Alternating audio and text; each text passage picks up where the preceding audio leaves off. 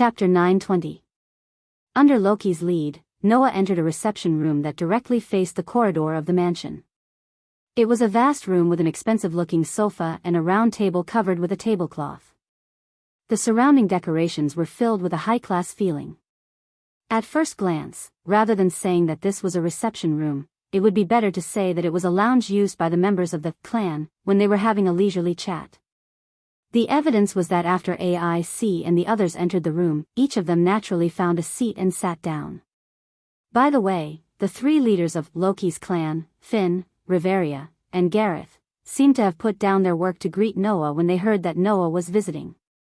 Now, the three leaders had left and went back to do their own work. In addition to Finn, Riveria, and Gareth, Bert suddenly disappeared halfway and did not even leave behind an explanation. It seemed that he did not want to continue staying with Noah. Therefore, other than Noah, only AIC, Rifia, Tiona, and Tioni followed Loki to the reception room. After sitting down at Loki's invitation, Rifia made a cup of black tea and placed it in front of Noah. "Please have some tea." "Thank you." Noah smiled at Rifia. As a result, Rifia's pretty face turned red and she pulled away from Noah in a panic. She hid beside Tiona and Tioni and behind AIC, which made Noah quite puzzled and made Tiona and Tioni snicker. "Oh." Loki also snickered. It seems that our Lord Tyrant's smile is quite lethal to young girls in their prime. It's not like that." Rifia protested loudly but was ignored by everyone present. "Forget about the teasing. Hurry up and tell me about Sumo's clan." Noah took a sip of black tea and looked at Loki. "You just said that it's not a good thing to have dealings with the people in that clan, right? What does it mean?" "The meaning is very simple." Loki directly crossed his legs on the sofa without any arrogance and said very casually. "Because the people in that clan tribe are all very dangerous." "Danger?" Noah frowned. "Don't keep me in suspense, hurry up and tell me clearly." "Well, don't be so impatient. Before that, you have to know what kind of person the main god in the clan is." Loki shrugged. "What kind of god do you think the main god in Sumo's clan, that is, Sumo himself, is?" "What kind of god?" Noah scratched his cheek. "I heard that he seems to be a very solitary god. He never attends any public places and only hides in the headquarters of the clan tribe to manage the clan tribe." This was something that anyone who was slightly well-informed would know. Noah also got the information from hearsay. However, this news should be correct. As for why, Hestia once said that she almost forgot that there was such a person among the gods. His presence was pitifully faint. "Solitary?" Loki curled his lips. "If you want to talk about being eccentric, that guy is indeed very eccentric. But, little guy, there's one thing you're wrong about. That guy only hides in the base camp of the family clan, and is not managing the family clan. Or rather, from the beginning, Sumo never thought of managing the family clan, right?" "Huh?" Noah was puzzled. From the beginning, he never thought about managing the clan tribe? Among the gods, this is something that almost everyone knows. Only your little shorty who hasn't been in the lower realm for long doesn't know. Loki snorted softly. "I'll just say it directly. That god Sumo doesn't have his own clan tribe in his head at all. He only has his own interests." At this point, Loki mentioned it to Noah, intentionally or unintentionally. "You should have heard that in addition to exploring the underground city, Sumo's clan tribe also has some commercial nature." When Loki mentioned it, Noah also remembered. "Are you referring to wine?" "Yes, wine. The most famous thing about Sumo's clan tribe is that they sell wine, and it's very good wine." When it came to wine, Loki's mood was a little high. That silly god's biggest interest is brewing wine, or rather, that's his only interest. The reason why he established the clan tribe was to let the children help him earn the money needed to brew wine. The problem lies in this wine. Loki spread his hands. "You probably don't know, right? The wine of Sumo's clan tribe circulating in the market is just a failure. A failure? Noah was stunned. Although he had never drunk that wine, if the wine of Sumo's clan tribe was so famous, it proved that the wine's taste must be extraordinary. And that was just a failure? It's hard to believe, isn't it? I found it hard to believe at first. Loki seemed to recall the taste and could not help but lick his lips. Only those who have really tasted the wine will know how magical the taste of the wine called a failure is. Even the taste of the failure is so beautiful, the taste of the finished product can be imagined. Although I haven't drunk it, I have heard some of my friends say that wine, I mean the wine of the finished product, we all call it the divine wine. If you drink it, you will be drunk. Loki opened a pair of narrowed eyes, and a bright light flashed from those wise eyes.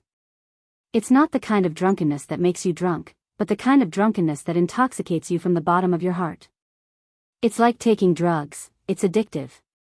Hearing this, Noah's eyes suddenly narrowed.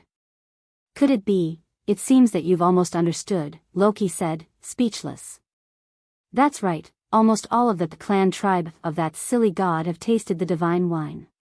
His people don't worship Sumo, the main god, but the wine he brewed. That guy is a real pervert. He only used the development of materials, blending, and production to make the divine wine, without using the power of God at all. Making the divine wine with human hands, that's something that only people with the mysterious abilities can do, which is the so-called miracle. Loki's tone carried a little awe. In the end, Sumo made the miraculous wine in the state of an ordinary person that only the mysterious abilities can make. If that's not perverted, then what is? That kind of thing, it doesn't matter. Noah's brows were deeply furrowed. Sumo actually used that wine, which is no different from drugs, for the people of the clan tribe to use? There's something wrong with your statement. No, it should be said that my previous expression was a little wrong, Loki explained. Although it can make people drunk, at best, it's just wine. It can't be called a drug. Although it can bring people unimaginable pleasure, there's no harm in it. After a period of time, they will naturally wake up, just like how drunk people will eventually wake up. High-level adventurers can greatly increase their resistance to that kind of intoxication, so it's very difficult for people of LV2 and above to get drunk. It's also because of this that the fool took out the divine wine in order to satisfy his own interests and let the members under him earn money. Loki's tone was a little unhappy. In order to increase the enthusiasm of the members of the clan tribe to earn money, that fool took out the divine wine as a prize. As long as they earned more than a certain amount of operating expenses set by the clan tribe, they would be able to drink a small mouthful of the divine wine. As for the consequences, it goes without saying, right? Noah was immediately speechless. Even the four girls, Aze, Tiona, Tyogni, and Rafia, began to tremble. What were the consequences? Did it even need to be said? After tasting the divine wine, the members of Sumo's clan tribe, who were captured by the divine wine, would want to taste it again no matter what. And because only those who earned more than a certain amount of operating expenses could receive the divine wine as a reward, it naturally turned these people into people who crazily pursued money like gamblers. You have dealings with the people of Sumo's clan tribe, right? Loki looked straight at Noah. Then you have to be careful. Otherwise, even if it's you, you'll be pestered by those crazy people. Noah fell silent. Did that child also want to get money for this purpose? Chapter 9:21. Chirp chirp chirp chirp. Amidst the melodious chirping of birds, the dark sky was slowly dyed white. Flocks of birds flew past the towering Tower of Babel, filling the air with the freshness of the morning. Passing through the familiar West Street, Noah walked into the central square and immediately looked at the fountain in front of him. Heavily armed adventurers and supporters carrying huge backpacks passed by the entrance of the towering Tower of Babel. None of them stayed for long and walked straight to the entrance of the towering Tower of Babel. However, Noah did not see the petite figure carrying a huge backpack that was completely disproportionate to her body size. Today, Noah did not come early or late. Just like the day before yesterday, he left at the same time and arrived at the central square at the same time. Logically speaking, Lily should have already arrived. Undoubtedly, she said she would come yesterday, but she was still not here today. In other words, in the 3 days since he decided to team up with Lily, except for the first day, Lily did not meet at the fountain according to the agreed time yesterday and today. If it was the first day, Noah might have thought that Lily had given up the opportunity he gave her. But now, Noah did not have such thoughts. He walked directly to the fountain and stood quietly at the spot where Lily had been waiting for him on the first day. Around them, the adventurers were intimidated by Noah's tyrant reputation. Although they frequently turned their gazes to Noah's side, they were still whispering and pointing at him. However, no one chose to step forward and cast awe and curiosity in Noah's direction. In this regard, Noah just turned a blind eye as usual and quietly waited for the arrival of the dwarf girl. It was not until almost half an hour later that a shocked voice entered Noah's ears. Lord Noah. Hearing this voice, Noah opened his eyes and turned his head to the side. There, the little human girl with a huge backpack on her back was staring at Noah with her eyes wide open, filled with shock and confusion. Why? Noah raised his eyebrows. What why? Why? Why is Lord Noah still waiting here? Lily reacted, and the smile on her face began to become a little stubborn. Didn't Lord Noah say that if Lily wasn't here when you came, Lord Noah wouldn't wait for Lily? Indeed. 3 days ago, Noah had met Lily, who had stolen a male adventurer's greatsword in an alley and was being chased by the male adventurer. He had saved Lily from the male adventurer and made an agreement with Lily to form a team. Noah had said that if Lily wasn't here when he came, he wouldn't wait any longer. However, at that time, Noah only wanted to give Lily a chance. An opportunity to achieve his goal. Because Lily was also a person with a story. As long as he spent a little time and effort, he would be able to give a young girl a new lease of life. Noah didn't mind wasting this insignificant period of time. But if Lily didn't come at that time and gave up the opportunity, Noah wouldn't force it. After all, it was Lily's choice. But it was different now. Back then, we were only considered as people who had met once or twice. Because you seemed to be a person with a story and difficulties, I chose to give you a chance. If you didn't seize the opportunity, I wouldn't continue to interfere, Noah said as if it was a matter of fact. And now, I've fully involved your matter. So, it isn't my style to not do it to the end.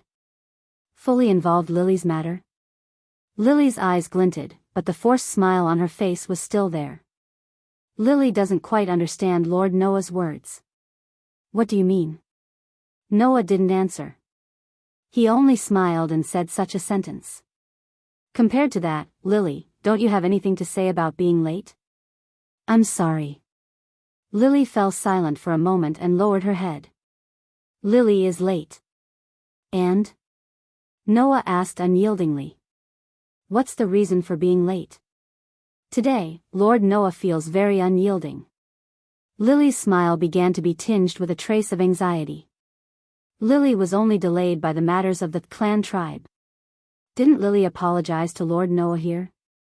But, rather than an apology, I want to know the specific reason. Noah looked into Lily's eyes. Or, did you not think of a reason at all? You were deliberately late, hoping that I would leave and give up on continuing to team up with you? The bright sunflower-like smile on Lily's face froze on her face.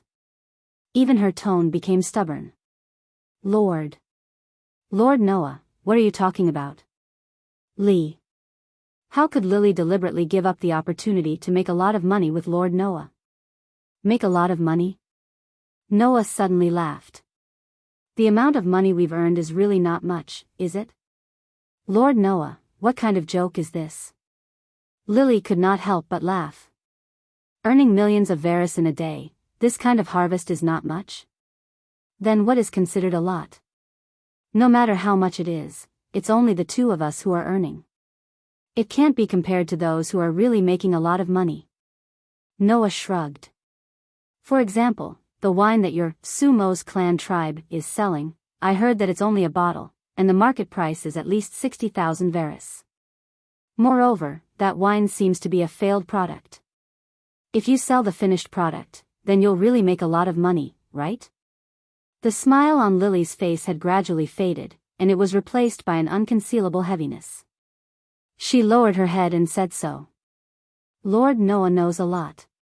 He even knows that the wine sold in the market is a failed product. I just heard about it from a friend. Noah did not seem to notice Lily's abnormality. He crossed his arms and said so with a smile. Lily wants to make a lot of money? Then why don't we also sell wine?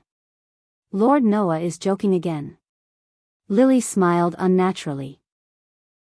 Even if it's a failure, that wine is still a high-quality wine circulated in the market using a portion of the main god Sumo's wine. Even if Lily and Lord Noah really went to sell wine, they wouldn't be able to make better wine than that. They wouldn't be able to make much money at all. Hearing Lily's words, Noah just smiled indifferently. That's not necessarily true. Lily was stunned by his words. Ignoring Lily's daze, Noah stretched out a hand. Buzz, with a slight tremor, a golden ripple fluctuated above Noah's outstretched hand, spitting out a pure gold bottle, which fell into Noah's hand. It was a very strange bottle. Undoubtedly, it was a bottle made of pure gold, but the bottle was transparent all over, allowing people to clearly see the scarlet liquid swaying in the bottle. This is... Lily was a little confused. Wine. Noah didn't beat around the bush and directly explained. Although it's not the wine brewed by the Lord God of your clan tribe, this is a veritable divine wine. Divine wine? Lily had a bad premonition in her heart. Lord Noah, are you kidding me? I'm not kidding. This is indeed wine brewed by God, Noah said lightly. If I tell you about Bacchus, the god of wine in Roman mythology, you may not know what's going on. You only need to know that similar to Hephaestus, who was known as the god of forging in heaven, Bacchus was also a god of wine like Sumo. This wine was brewed by that god of wine, so it is a veritable divine wine. With such a sentence, Noah unscrewed the cap of the pure gold but incredibly transparent wine bottle. Pop! With the clear sound of the bottle opening, in the next moment, a fragrance that could be seen directly with the naked eye spread out from the pure gold wine bottle. It was a sweet wine fragrance that was completely different from the aroma of other wines. When they smelled this wine, many people in the central square stopped in their tracks and turned their gazes over. Chapter 9:22. When the sweet aroma of the wine spread throughout the central square, the surrounding adventurers and supporters who were aiming for the dungeon of the Tower of Babel all stopped in their tracks subconsciously. Their faces were more or less flushed. Some people were already drunk just by smelling the aroma of the wine. Of course, it did not mean that they were drunk, but as Loki said, they were intoxicated. Unlike the surrounding people who revealed intoxicated expressions, Lily's face turned ghastly pale the moment she smelled the aroma of the wine. Lily had only smelled a wine with such an intoxicating aroma from one kind of wine. That was the divine wine brewed by the Lord God in Sumo's clan, with a miraculous production method that was similar to the mysterious development ability of humans. Although the taste of the wine was different, the inconceivable power that could intoxicate one's heart in an instant was completely carved from the same mold. Therefore, when she smelled the intoxicating aroma of the wine, Lily did not become intoxicated like the people around her. Instead, she began to slowly retreat, and her pretty face kept turning pale. At this moment, Lily no longer doubted Noah's words. There was no doubt that the bottle of wine in Noah's hand was not inferior to the divine wine made by Sumo in terms of quality, taste, and wonder. This is the wine made by Bacchus, the god of wine in Roman mythology. Therefore, that god is also known as the god of wine. It was as if Noah didn't see Lily's reaction at all. His empty hand reached into the golden ripples that had yet to disappear, and he took out a wine glass made of pure gold. He then poured the wine that was filled with an intoxicating aroma into the glass. Legend has it that the wine brewed by the god of wine, Bacchus, has a strange effect of intoxicating people. Just a small sip will make people feel as if they are in heaven. I haven't tasted Sumo's divine wine, but I can guarantee that this wine will never lose to that divine wine, even if it is a finished product." As soon as he finished speaking, Noah placed the wine glass filled with red wine in front of Lily. His deep eyes stared intently at her pale face. "You should have tasted Sumo's divine wine. Why don't you have a drink too? Let's see if the divine wine brewed by the god of wine is better than Sumo's divine wine. Is it worth selling? What do you think?" At this moment, it was as if time had stopped, and Lily felt that even her heart had stopped beating. Smelling the dizzying aroma of the wine and staring at the enchanted wine with its beautiful color, Lily only felt that she was sinking into a bottomless abyss. No. That feeling of sinking into depravity made Lily finally unable to hold it in any longer. "No. I won't drink." Amid the hysterical screams, Lily almost subconsciously swung her hand and slapped the wine glass in front of her. Slap. After a crisp sound, the wine cup in Noah's hand, which was made of pure gold and had an intoxicating aroma, was directly slapped away by Lily. It smashed to the ground, spilling the beautiful wine all over the floor. The wine cup also rolled to the ground. Ha! It was only then that Lily seemed to have escaped from a nightmare. Her body went soft, and she sat on the ground, panting with a dazed expression. From the beginning to the end, Noah didn't interfere with Lily's actions, nor did he care about the priceless grape wine and wine goblets that were sent flying by Lily. He merely stared at Lily, who was slumped on the ground, and said word by word, "Don't worry about it. Are you afraid? Are you afraid of the divine wine? Or are you afraid of everything that the divine wine will bring to you?" Lily's lips trembled. She raised her head, and there was an expression on her pale face as if she was about to cry. She choked out. "Lily doesn't want to drink this wine anymore." "I really don't want to." Lily's reaction made Noah understand one thing.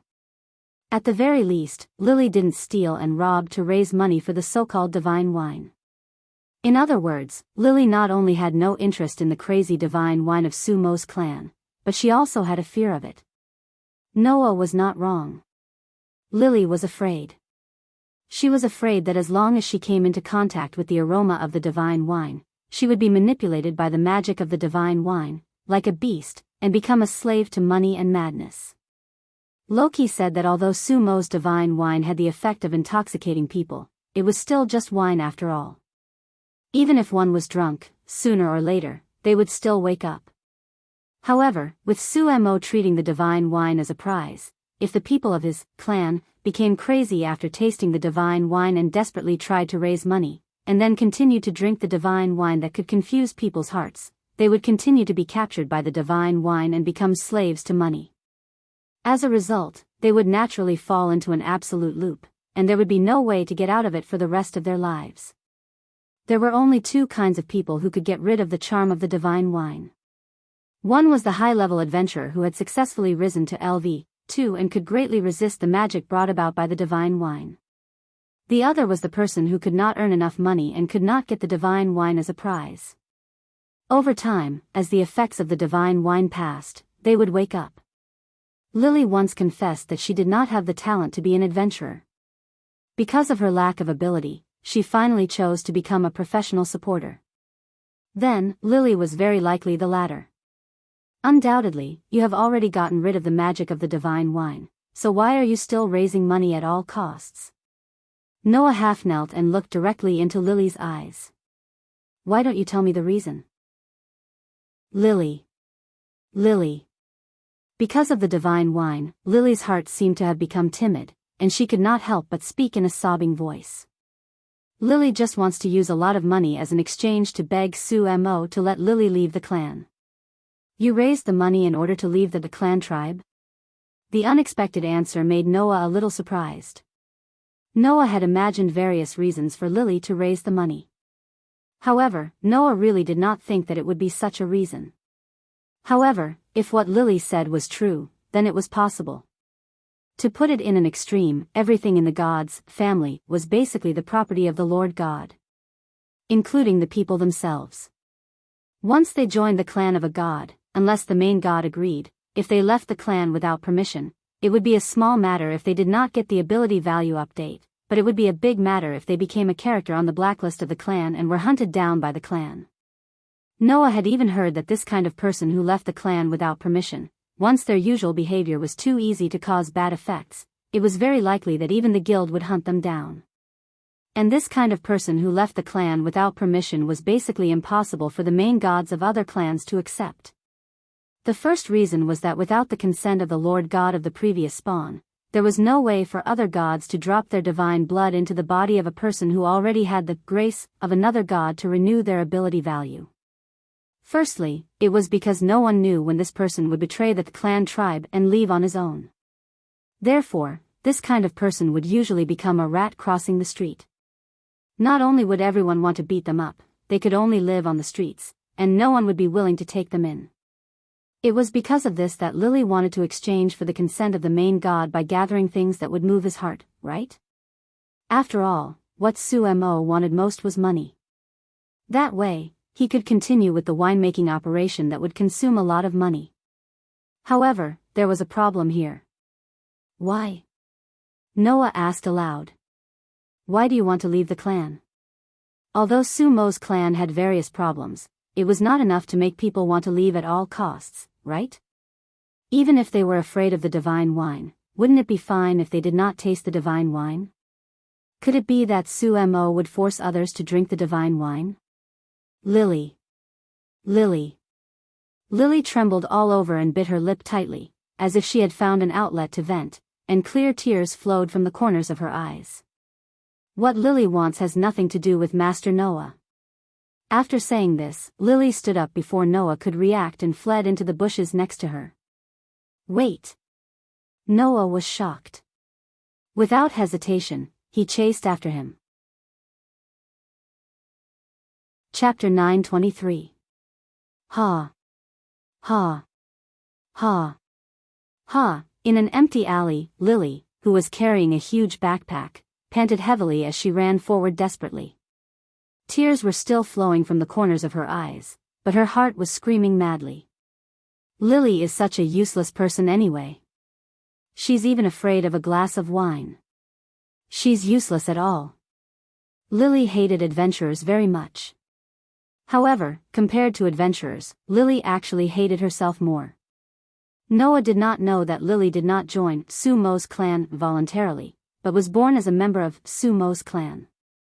This was an unwritten rule that happened in almost every clan. Because it was usually not suitable for factions to be too close to each other, under normal circumstances, it was impossible for two people from different clans to get married. In the same clan, if two people who loved each other married and gave birth to a child, then the child would become a member of their parents' clan from the moment of birth. Lily was such an existence. Lily's parents were both members of Sumo's clan. In other words, Lily was obligated to become a member of Sumo's clan from the moment of her birth. From then on, Lily was destined to be an unfortunate person.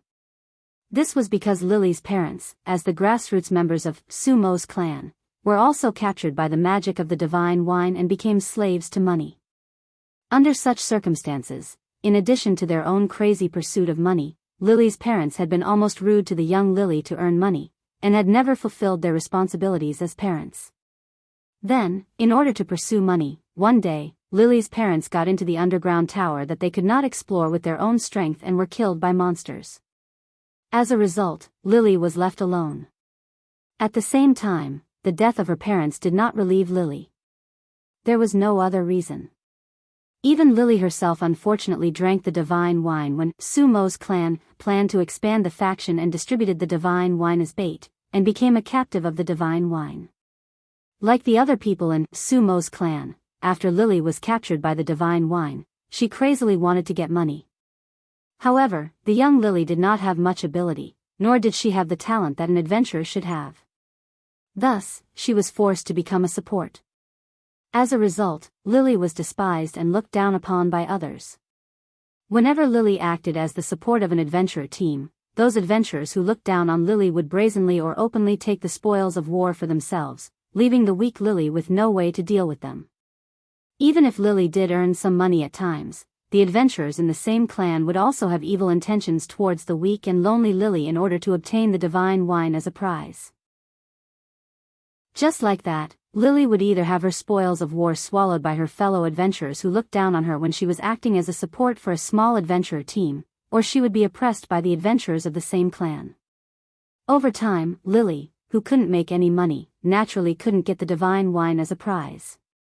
As time passed, the magic power of the divine wine disappeared, and everything returned to normal.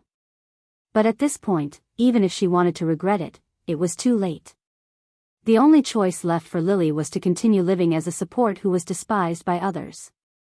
Even if she would be bullied by other adventurers of the clan and forced to work for free. Even if she would be treated as a cash cow by some members of the same clan and be oppressed. Lily could only continue to live like this. Therefore, Lily hated adventurers the most. Lord Noah is the same. Lily couldn't help but shout out. That person is also an adventurer. An adventurer who only bullies Lily. Lily ran forward with all her might without any destination. She just wanted to get away from where Noah was. Only in this way could Lily erase the complicated feelings in her heart for Noah. In fact, growing up in such an environment, although it was hard, it also made Lily not become a fool. Instead, she was quite smart. In this case, how could Lily not see that Noah lowered himself to form a team with a professional support who didn't even have the talent of an adventurer? Not only that, but he also split the profits equally. That was just a way to help Lily in disguise. It was because she understood this that Lily didn't want to believe it. She didn't want to believe that in this world, there would be an adventurer who would help others unconditionally, and help a person who didn't hesitate to steal and rob. Of course, Noah had already said at the beginning that he only intended to give Lily a chance because Lily was a person with a story. If Lily didn't seize this opportunity, then Noah wouldn't continue to meddle in other people's business. It sounds so nice, but in the end, isn't it just sympathy for Lily? Lily ran forward and got angry. Lily doesn't need the adventurer's sympathy. Holding such negative emotions that were close to a dead end, Lily kept drilling into the depths of the empty alley. Just as Lily came to a corner, a foot stretched out from the side corner and blocked Lily's way.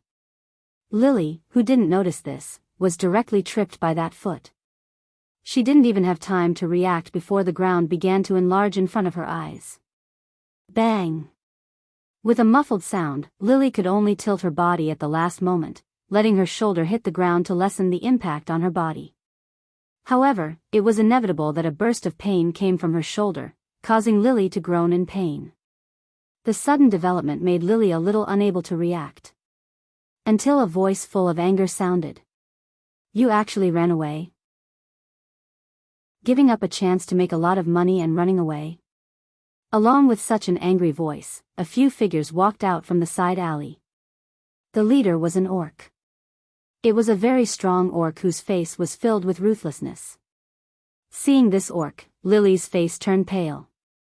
If Noah was here, he would definitely notice.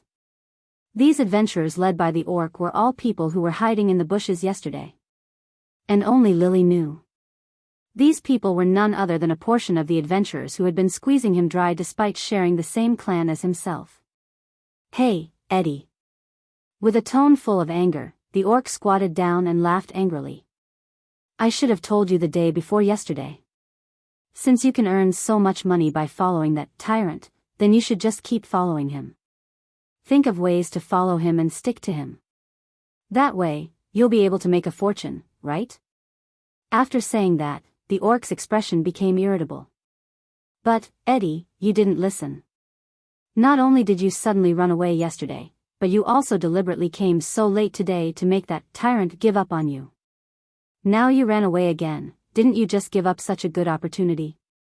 Not only the orc, but also the adventurers who followed the orc stared at Lily angrily. However, this anger could be regarded as malice. After all, even if Lily continued to follow Noah and made a lot of money, in the end, the money would fall into the hands of these guys. Because of this, these guys were furious that Lily ran away from Noah. The day before yesterday, Lily and Noah came back from the underground city. After getting a good harvest, these guys who had been oppressing Lily found Lily's opportunity. As a result, the dividends that Lily got from Noah were all snatched away by these guys, and these guys also forced Lily to follow Noah and continue to make a lot of money. The next day, Lily became so abnormal in front of Noah. Yesterday, Lily said that there was a gathering in the clan, and that she needed to ask for leave, but it was a lie. Today, Lily deliberately came late so that Noah would give up on her. Anyway, in the end, she didn't get any harvest, so instead of letting all the money fall into the hands of these people with bad intentions, Lily would rather not. It seems that if I don't teach you a lesson, you really think that we won't do anything to you. The orc seemed to be angry that Lily ran away from Noah. He raised a hand, clenched it into a fist, and fiercely swung it at Lily's face. Lily was shocked and could only raise her hand to block in front of her body. Bang! When such a muffled sound was heard, a figure flew out and hit a wall not far away. Chapter 9:24. Bang! When the muffled sound that made people's hearts shrink shook the entire empty alley, Lily's delicate body trembled violently, but the expected pain did not come for a long time, making Lily open her eyes in surprise. Immediately afterward, Lily saw it. The orc, who was supposed to be squatting in front of her and throwing a punch at her, flew backward and hit the wall heavily. And what replaced the orc was a back figure. A back figure that was not unfamiliar to Lily. Looking at the back figure, Lily made a sound in a daze. Noah. Sir. It was none other than Noah. Glancing at Lily, who was slumped on the ground behind him and looking at him with a dull expression, Noah raised his eyes and looked forward. Squeak. Being swept by Noah's gaze, several adventurers of Noah's clan, who were squeezing Lily together with the orc, cried out in sorrow and began to retreat, their faces full of horror. Even the orc, who was sent flying backward and hit the wall, turned pale after seeing Noah. Tyrant. Tyrant? Looking at the frightened and fearful expressions of the adventurers of Noah's clan, Noah's expression began to turn cold. It seems that it was wrong to let you leave yesterday because you did nothing. As early as these guys appeared and chased Lily into the alley, Noah discovered them. It was precisely because he discovered that these guys were chasing Lily that Noah's heart moved. He did not immediately catch up with Lily, but followed quietly behind Lily. As a result, the scene of these guys bullying Lily was completely seen by Noah. Seeing such a scene, and thinking about the situation of Sumo's clan, how could Noah not guess what had happened? At this moment, Noah also completely understood why Lily did not hesitate to steal and rob to raise money and withdraw from Sumo's clan. If all the people in Sumo's clan were crazy to such an extent that they did not hesitate to squeeze and bully their companions, then who would be willing to stay in this clan? At this moment, Noah really understood what kind of existence Sumo's clan was. It was a crazy group that was distorted because of the poor management of the Lord God. Therefore, at this moment, Noah's heart was not filled with disgust for these crazy adventurers who were captured by the divine wine in front of him, but disgust for Sumo, the god of wine. Loki had said that Sumo's godlike mind could not hold anything other than his interest in brewing wine. From the beginning, Sumo did not want to manage the clan. He only thought about how to brew wine and how to raise the cost of brewing. Loki even jokingly said, "That silly god probably doesn't even know what's going on with his own clan right now, right?" Such a sentence. This was enough to prove who caused the madness of Sumo's clan. As long as Sumo, as the Lord God of the clan, put his mind on his clan, then even if he distributed the divine wine to the members of the clan as a prize, it would not make Sumo's clan become such a group. Because a word from the Lord God, no matter which clan it was, carried the greatest weight. Sumo only needed to say, "If you want to drink the divine wine, you must make money by regular means." Then even if the adventurers in Sumo's clan were captured by the divine wine, they would not become irrational beasts. He was not even willing to give such a sentence, and allowed the members of his clan to become like this, creating a distorted clan. Sumo's irresponsibility was the main culprit. When he thought of this, Noah's disgust for Sumo rose to the extreme, and the words he spat out became dangerous. "I'm in a very bad mood right now. If you don't want to die, then scram." Hearing this, every adventurer of Sumo's clan present, including the orc, had a sudden change in expression. A look of fear appeared in their eyes and faces. No one doubted Noah's words. This was because Noah's words carried a sense of danger that made people's hearts tremble. No one doubted that Noah had that ability. This was because the fact that Noah had single-handedly destroyed the entire family of Apollo was known to everyone in Eulalia. Ah! At that moment, the few adventurers of Noah's clan, who were still intact, screamed and fled in the opposite direction of Noah as if their lives depended on it. Wait for me. The beast man that had been sent flying by Noah's kick was rolling and crawling on the ground in a sorry state. He was on all fours, and in the blink of an eye, he was nowhere to be seen. The entire alleyway became silent. Noah turned around and cast his gaze on Lily, who was still sitting on the ground and looking at him blankly, and fell silent. After learning about Lily's situation, Noah realized that the girl in front of him might not be doing well than he had imagined. His self-righteous help to Lily not only did not make the girl's situation better, but also caused her to be targeted by those with bad intentions, which led to all of this. Just as Noah fell into silence because of his improper consideration, Lily lowered her head and squeezed out a sentence with difficulty. Why? Her voice was very soft. However, in the empty alley, it seemed so clear. Noah could only laugh bitterly. You seem to be asking why all the time. Why did Lord Noah come? Lily ignored Noah's bitter smile. Her pitifully thin shoulders trembled as she asked in a hoarse voice. Undoubtedly, Lily doesn't need Lord Noah's help, really? Noah interrupted Lily directly. You really don't need help? Of course. Lily said mockingly, but her voice was worse than crying. Lily has never needed anyone's help. Even without anyone's help, Lily can still survive. Lily has always survived in this way. That's right. You relied on your own strength to survive. Noah's indifferent voice pierced Lily's heart. That's why you have to live so hard.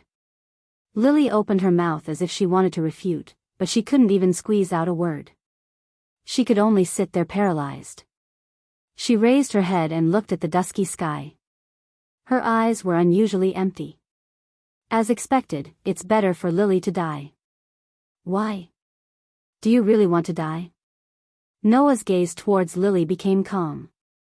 I won't stop you, if that's really your wish. After saying that, Noah raised his feet, brushed past Lily's side, and walked behind Lily. But before that, tell me, where is the base camp of Sumo's clan? Base camp. Lily's empty eyes were filled with some color. She turned her head and looked at Noah standing behind her. What do you want to do? Nothing. Noah looked into the distance, as if he could see something, and sneered. I just want to see how stupid the god of fools that Loki talked about is. In a corner of Eulalia, there was a tower-like building. The building was somewhat similar to the structure of the Sword Mountain-like base camp of Loki's clan. However, in terms of scale, it was far less magnificent than Loki's clan, but it was still quite large. Under Lily's lead, Noah came to the gate of the building, raised his head, looked at the top of the building, and spoke without looking back. Is this the place? Yes. Lily's voice sounded a little confused. What exactly is Master Noah planning to do? Do you want to know? Noah suddenly smiled. Then open your eyes wide and take a good look. After saying that, Noah stretched out his hand toward the gate in front of him. Buzz! A dazzling magic array suddenly appeared in front of Noah's palm, and it lit up abruptly. In the next moment, a beam of magic power burst out from the gorgeous magic array and, under Lily's shocked gaze, landed on the gate ahead. Boom! Accompanied by an explosion, the gate of the tower-like building was directly blown up by the magical beam, setting off flames and rising into the sky. Chapter 925. What's wrong? What happened? Is it on fire? Quick! Let's go and see. The door of the building that was violently smashed by the magic beam did seem to be on fire, setting off layers of flames, causing a burst of panic and uncontrollable commotion inside the building. And the initiator, Noah, just retracted the gorgeous magic circle in front of his palm. His face reflected by the flames was like an ancient well without ripples. Lily was completely dumbfounded as she watched the scene unfold. After regaining her senses, she yelled at Noah with a shocked expression. "Sir Noah? What the hell are you doing? What's wrong?" Noah responded indifferently. "Don't you hate this clan tribe? Are you still distressed?" "Lily is not distressed. I'm surprised," Lily said loudly with a face full of anxiety. "Could it be that Lord Noah wants to start a war between the spawn tribes? Aren't you afraid of being banned by the guild? Because as long as one could join the clan tribe, no matter who it was, they could obtain the power called grace. In Eulalia, there were often many adventurers who didn't care about the law. These adventurers who were unscrupulous because they had power naturally brought uneasiness to the ordinary residents, which naturally couldn't be ignored. In order to let the ordinary citizens of Eulalia live in peace, the guild also formulated relevant laws and regulations. Once they were on the guild's list of dangerous people because of certain incidents, according to the punishment, these dangerous people were likely to be disqualified as adventurers and could no longer enter or leave the dungeon. Even the guild would contact the clan tribe and let the clan tribe, Lord God, kick these dangerous people out of the faction. If it was too much, there was a possibility that they would be imprisoned and punished. Although the clan tribe, with a certain amount of power, would certainly be able to more or less ignore a part of the punishment, for example, Apollo's clan tribe directly kidnapped Baal. Even if they would be warned by the guild, they would certainly be able to avoid punishment under the condition of paying a certain price. But that was only under the condition that the behavior was not too excessive. There would be room for maneuver. When it was time for the guild to take action, they would still use actions to warn others. Otherwise, the citizens of Eulalia would not be able to live here. Therefore, criminal acts would still be banned. Noah had directly destroyed the gate of a clan tribe base camp. This was not a big deal. Even if the people of Noah's clan tribe reported Noah to the guild, the most Noah could do was compensate for the loss of the gate. However, that was only if Noah really intended to destroy the door of someone else's house. Lily didn't think that Noah would make such a big move just to destroy a door. Perhaps, in the end, it really might evolve into a struggle between the clan tribe and the clan tribe. At that time, things would really get out of hand. Noah's expression didn't change at all as he spoke to Lily. "You just need to watch quietly."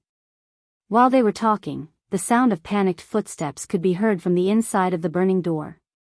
It didn't take long for a group of people to put out the fire and notice Noah and Lily standing outside the gate. They all rushed out and surrounded Noah and Lily. In the eyes of these people, Noah saw a kind of looming madness. It was a symbol of being captured by the divine wine. In such a group of people, the eyes of the man in the lead did not have that kind of symbol, and he looked quite sober. However, in the eyes of this person, Noah saw a stronger evil aura. Seeing the person in the lead, Lily could not help but whisper. Sanis Rustra. Noah had also heard this name from Loki. Sanis Rustra, the leader of Sumo's clan tribe. His level was only LV2, but he was the person with the most authority in the entire clan tribe. That was because Sumo, as the Lord God, did not care about the affairs of the clan tribe and only focused on brewing wine. He left all the affairs of the entire clan tribe to Sanis. In other words, the person in front of him was the leader of the crazy group called Sumo's clan tribe. According to Loki, as the leader, Sanis not only did not correct the distorted form inside the clan tribe, but also indulged and even promoted it. If Sumo's irresponsibility was the primary reason for the distortion of the entire Sumo's clan tribe, then Sanis' indulgence and promotion accelerated the distortion of the Sumo's clan tribe. The reason why this clan tribe appeared was definitely due to Sanis' contribution. Ed? On the other side, Sanis also noticed Lily's existence and raised his eyebrows. When he saw Noah, his pupils shrank again. Is it that tyrant? Why is he here? With such doubts in his heart, Sanis did not hesitate. He took a step forward and shouted at Noah from a distance. Are you the ones who destroyed the gate of our clan tribe? In one sentence, he cast aside Lily, who was also a member of the clan tribe, and directly put her in the same position as Noah. This approach made Lily's disheartened heart toward Sumo's clan tribe once again surge with a sense of disgust. Noah glanced around at everyone, and then looked at Sanny's. I want to see Sumo. His unceremonious words made the faces of the people around him stiffen. Only Sanny's glanced at Noah first, then at Lily, and grinned. I'm sorry, God Sumo never sees outsiders. Even if you want to see God Sumo will not agree. Please go back. Hearing this, Noah smiled. I didn't say that I needed to get permission to go in. With such a sentence, Noah directly took Lily's hand, who was at a loss, and walked in the direction of the Sumo's clan tribe headquarters. Stop. Sanny's pulled out the weapon at his waist and pointed it at Noah. If you continue to move forward, we will treat you as enemies who intend to invade our clan tribe and report it to the guild. Hearing this, Noah stopped and turned his gaze to Sanny's. Just when Noah cast his gaze on Sanny's, the arrogant expression on Sanny's face froze. At this moment, Sanny's really felt that he was being stared at by an extremely dangerous beast, and he began to feel a chill in his heart. This feeling made Sanny's take a step back involuntarily. As Sanny's expression changed abruptly, Noah said faintly. In other words, you intend to start a battle between clan tribe and clan tribe here, right? We are just defending ourselves. Sanny said stubbornly. You are the ones who intend to break into our headquarters. That's where you're wrong. Noah glanced at Sunnis. I just want to negotiate with your Lord God Sumo regarding the matter of Leluka Eddie. Huh? Lily was stunned. Lily Luka Eddie? Sunnis finally looked Lily in the eye. His eyes were murderous. Eddie. What the hell are you doing? Lily suddenly fell into a state of confusion. Without giving Lily time to react, Noah spoke directly. I have already said the reason. If you stop me again, then I can only try to break in like you said. Having said that, Noah looked at Sanny's with an intriguing gaze. Or, do you really intend to be enemies with me? Sanny's expression stiffened. Enemies? Enemies with the tyrant who single-handedly destroyed the entire clan tribe of Apollo? Only a fool would do that. I see, I will take you to see God Sumo, Sanny suddenly sneered. However, our Lord God is not the kind of guy who will receive guests politely. Eddie, you should know this best, right? Lily's face darkened as well. Only Noah had a thoughtful look in his eyes. On the top floor of the tower-like building, there was a private room. The interior of the room was furnished with a huge cabinet that was big enough to cover a wall. There were many seedlings of plants and transparent wine bottles inside. Other than that, there were only some normal furnishings in the room. In this room, there was a young Adonis who looked a little thin and tall, wearing loose clothes similar to a robe. Seeing this young Adonis, Lily could not help but feel nervous, which made Noah narrow his eyes. He was Sumo. Chapter 9:26. In the depths of the room with a spacious balcony, the god named Sumo was sitting at a work table, shaking the liquid in a transparent bottle and slowly pouring several different colored liquids from other bottles into it. As Sumo moved, the liquid in the bottle began to emit a charming wine fragrance. The aroma of the wine made Sanny's expression ease up, but it also made Lily's face turn pale bit by bit.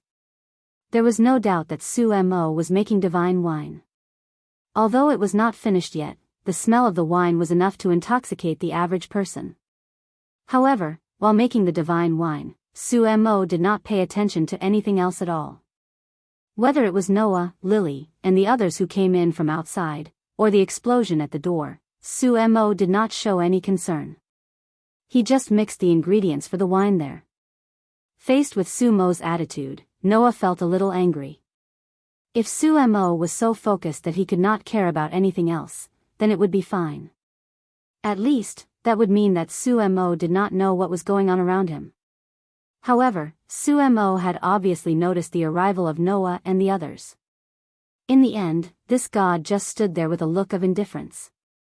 In other words, Sumo was ignoring Noah and the others, and it was not that he did not notice the arrival of Noah and the others. Lily seemed to have expected this situation, and she bit her lip with her pearly white teeth. Sannies, like Lily, was not surprised by Sumo's cold attitude at all, and even showed some contempt in his eyes. This person was actually looking down on his Lord God. Under such circumstances, Sannies glanced at Noah and sneered. He took a step forward and said, "Don't worry. God Sumo, there is a guest here who seems to be planning to negotiate with you about some matters regarding your subordinate, Leluka Eddie." As soon as Sannies' voice fell, Sumo's movements slowed down a little, but he did not stop and threw out such a sentence. "I'll leave it to you." From Sumo's words, Noah did not hear any part of trust. Obviously, Sumo said this not because he trusted Sannies and intended to leave the matter to Sannies, but because he was pushing the matter away. As for who was to blame, Sumo did not care. "Did you all hear that?" Sannies shrugged as if he had no other choice, and sneered. "Sumo has left everything to me. If there's anything, you can talk to me." Lily let out a self-tormenting laugh and tightened her grip on Noah's hand. "That's right, Lord Noah. If you have anything to discuss with Sumo's family, it's useless to talk to Sumo. Sumo has handed over all matters, big and small, to Lord Sannies. You can only talk to Lord Sannies." "Talk to him?" Noah turned around and looked at Sannies. As soon as he met Noah's eyes, Sannies felt as if he was being stared at by a dangerous beast, causing his expression to become unnatural. Seeing this, Noah could not help but laugh. He raised his head, looked at Sumo, and threw out such a sentence lightly. "Are you really a god?" The movements of Sumo's hands suddenly stopped. Not to mention Sumo, even Lily and Sannies were shocked by Noah's lack of respect, and instead, his words were full of sarcasm. "Although I can't say that every god I've seen is a good person, almost all of them have a strong sense of self, making people clearly realize that they are indeed transcendental existences that are different from us." Noah looked straight at Sumo, "But in you, I don't see any sense of self, and even your sense of existence is pitifully indifferent. So, are you really a god?" Lord Noah." Lily was a little frightened. "Now, there's nothing to talk about." Sannies smiled insidiously. Being denied by Noah so bluntly, no matter what Noah's purpose was, disrespect to a god was enough to cause Sumo to feel disgusted and break up the conversation. And that was what Sannies wanted to see. For Noah, who was obviously on Lily's side, Sannies did not think that he would come up with anything interesting. At least, for Sannies, it was definitely not something interesting. However, Noah's words did make Sumo react. Sumo raised his head slowly. Only then did Noah realize that Sumo had extremely long bangs that covered his eyes tightly. However, Noah also clearly felt Sumo's gaze. Immediately after, Sumo squeezed out this sentence.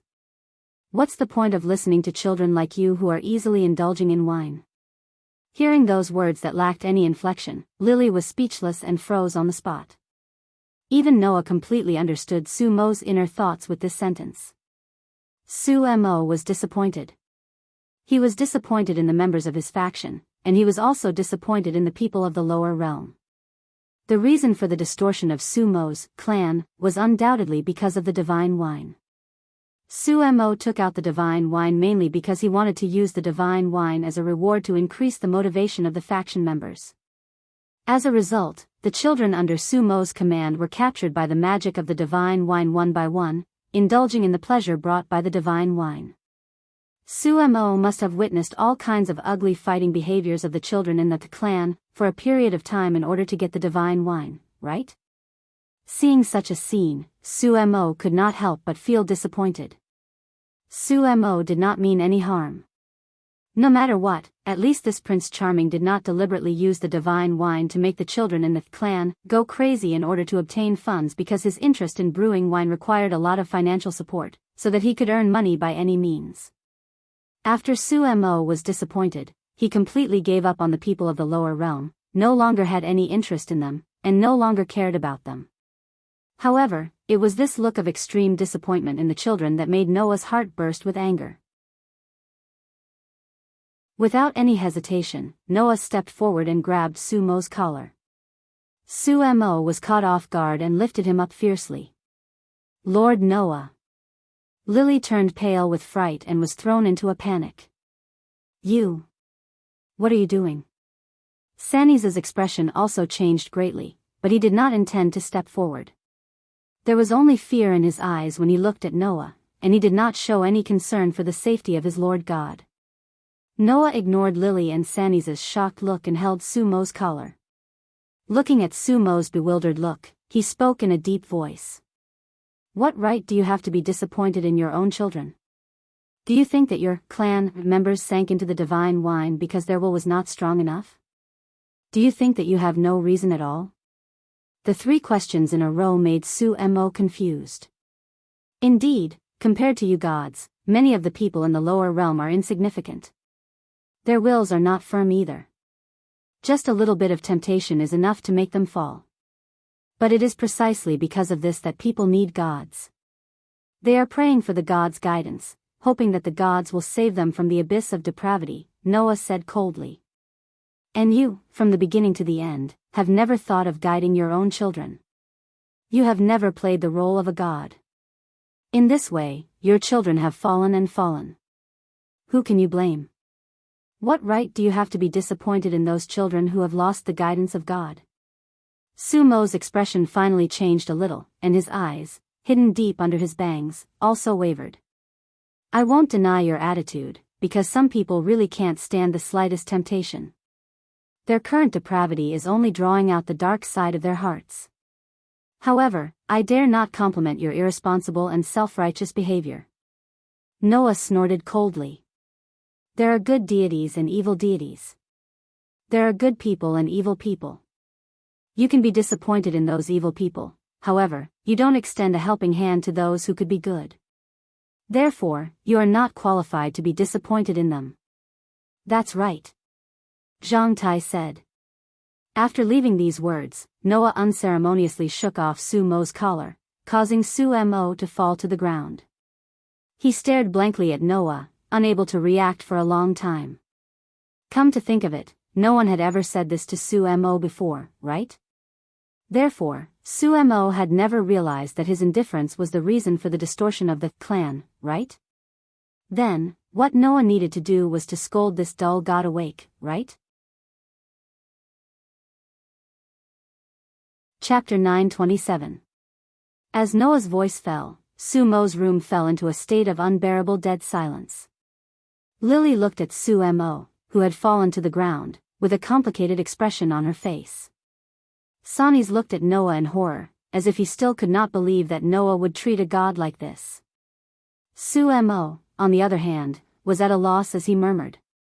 "It's all my fault? You've never thought that the problem lies with you, have you?"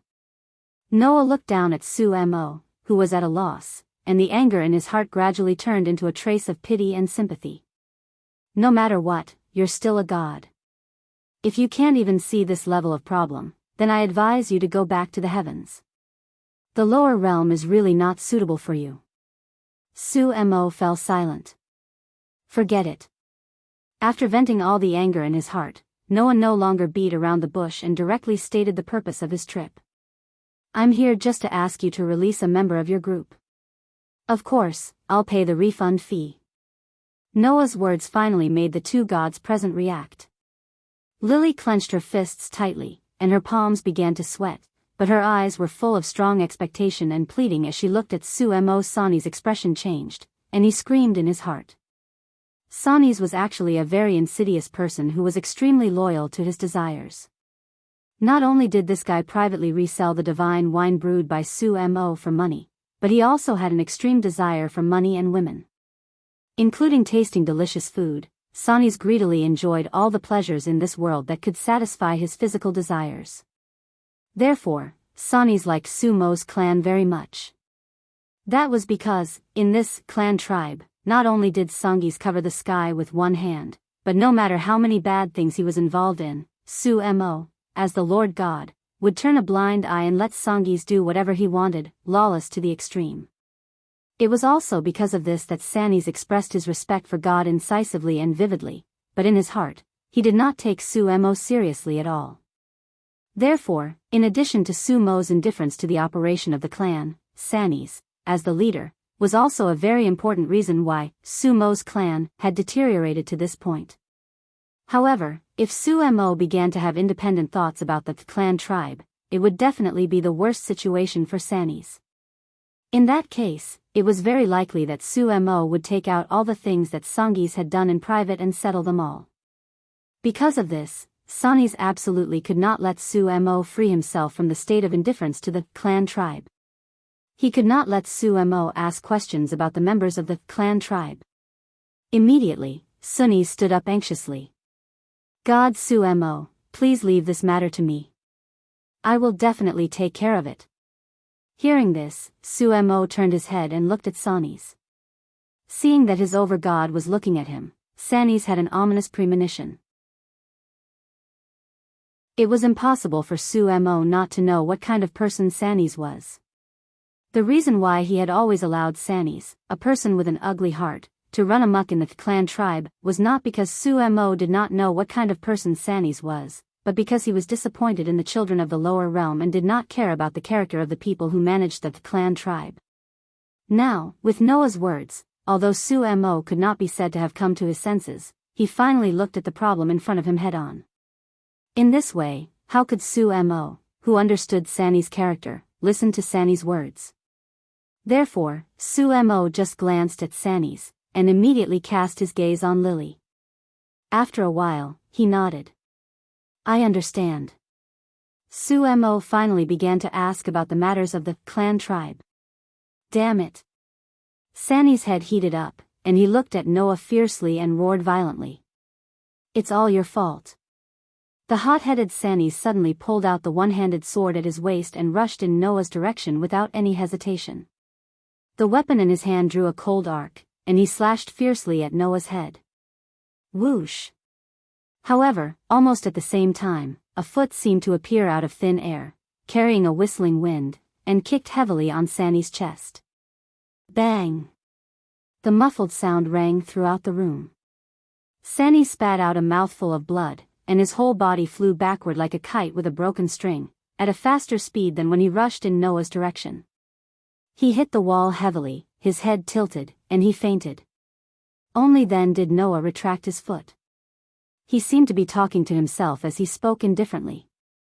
As a LV2 high-level adventurer, this guy will not be confused by the divine wine, but his conduct and actions are uglier than those who are confused by the divine wine. With such a sentence, Noah stared at Sumo. It was you who indulged this person and let him wantonly expand the number of people who disappointed you. Sumo was speechless. The room once again returned to silence. After an unknown amount of time, Sanis was dragged out of Sumo's room by two people. Sumo personally ordered Sanis to be locked in the dungeon. The members of Sumo's clan, who clearly knew that Sumo was indifferent to the clan tribe, were extremely shocked, but they still obediently carried out the orders of the Lord God and locked Sanis in the dungeon. It was not until Sanis was dragged out of the room that Lily came in front of Sumo, turned around, and took off her robe. She pressed the clothes in front of her and rolled up the clothes on her back, revealing her back that was engraved with the word grace. It was like an inscription, engraved with the word sacred. Lily Luca Erdit LV. 1 Strength, I, 42, Durability, I, 42, Dexterity, H, 143, Dexterity, G, 285, Magic Power, F, 317, Magic, Cinderella, Transformation Magic. Transformation image changes according to imagination when chanting. Failure when lack of specificity. Suggested imitation. Chant, your engraving belongs to me, and my engraving still belongs to me. Spell deciphering, the voice of the apocalypse at 12 o'clock. Skills, behind the scenes, bonus when the weight of the equipment exceeds a certain amount. Ability bonus is proportional to the weight. Relying on his sensitivity to language and writing, Noah now almost understood how to interpret the sacred characters after seeing them many times. Seeing the ability value on Lily's back, Noah almost instantly interpreted the value above. Sumo directly picked up the sword that Sanis had dropped on the ground, cut a wound on his finger, and dripped the divine blood on Lily's back. The complex engraving emitted a soft blue light. Sumo's fingers gently slid on Lily's back, depicting a few specific movements. Immediately afterward, the light emitted from the engraving began to slowly fade, and even the engraving itself became faint. From this moment on, Lily's ability value was sealed. Because Sumo had transferred Lily's ownership, the divine blood no longer had an effect on the sacred characters. However, when Lily joined the clan again and obtained the divine blood of the main god of the clan, then her ability value would be awakened again. The freedom that she had been looking forward to for a long time was obtained just like that. Lily's heart was neither happy nor sad, only endless loss and complexity. This is the withdrawal fee. Noah put a money bag full of gold coins in front of Sumo, 3 million Varus, for a LV1 supporter's withdrawal fee. This should be enough, right? After saying this, Noah took Lily's hand, who was full of complicated feelings, and walked out of Sumo's room. Only Sumo was left at the scene, staring blankly at the backs of Noah and Lily as they left. After a while, he murmured, "Really, is it my fault?" After walking out of the Sumo's clan base camp, Lily, who had been silent, spoke softly. "Master Noah, thank you very much, I'm just doing what I want to do." Noah looked ahead. "What are your plans next?" Lily opened her mouth, but could not say anything. Seeing this scene clearly, Noah sighed. "Then, do you want to come to my side?" Lily was stunned. Chapter 9:28. When dusk came, Noah, who had returned to the base camp of Hestia's clan, was greeted with an indescribable silence the moment he stepped through the door. In the living room, Hestia, who had been reading a book, was lying on the sofa and staring at Noah blankly. She had no reaction. Actually, to be more precise, he was looking at the little human girl beside Noah. Baal, who was preparing dinner in the kitchen, also saw the little girl standing beside Noah. He held the spatula in his hand and blinked several times. After confirming that he was not mistaken, he was also stunned. Lily, who was still carrying a huge backpack and wearing a white robe, stood beside Noah nervously. When she saw Hestia's dumbfounded expression, she bowed deeply to Hestia. Hello. Lady Hestia. I'm Lily Luca Erda. I'm here to join your clan because of your reputation. Lily's speech did not break the silence in the hall. Instead, it made the atmosphere stiffen. The stiff atmosphere made Lily, who was already a little nervous, sweat drip down her forehead. She looked uneasy. Only Noah was able to maintain his usual calmness, but he also sighed and laughed bitterly. That's what she said. Don't you think it's rude to stand there in a daze? However, this time, even though Noah said that, Hestia and Baal did not react. They were still staring blankly at Lily and did not make a sound for a long time.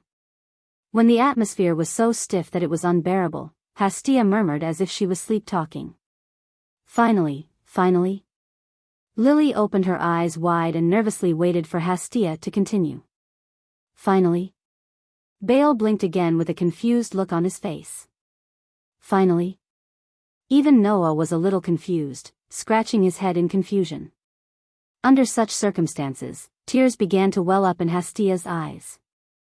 In the end, Noah was still abducted by another girl outside, and even brought that girl home? Huh. Lily was stunned. Huh. Baal was also stunned. Huh. Even Noah could not help but stand there in a daze. He was at a loss for words. At this moment, Hestia threw away the book in her hand and threw herself at Noah with tears in her eyes. No. I won't allow it. Hestia shouted. Before Noah could react, she threw herself on Noah and hugged Noah's head tightly with both hands. She even clamped her legs tightly on Noah's waist as she cried. "I can't be abducted by a girl outside. Noah. All girls are vixens. They will eat Noah until there's nothing left. Only I, a pure virgin goddess, am worthy of you." Oh. Oh. Noah, who was hugged by Hastia, was completely stunned. His head was pressed in Hastia's arms, and his face was directly pressed into the goddess's breasts. Then, without even the time to feel shaken, Noah's breathing gradually became uneven. In the end, he couldn't even breathe, and his face turned ashen. Even if he was a god slayer, he still needed to breathe. Even if he was the darling of the world, Noah couldn't live without air. Therefore, under that unexpected attack, Noah's biggest crisis in history actually occurred at this time. Unable to even speak, Noah was so suffocated that his eyes rolled back and he fell to the ground. "Lord Noah!" Lily exclaimed. "Exalted. Exalted God." Baal also reacted.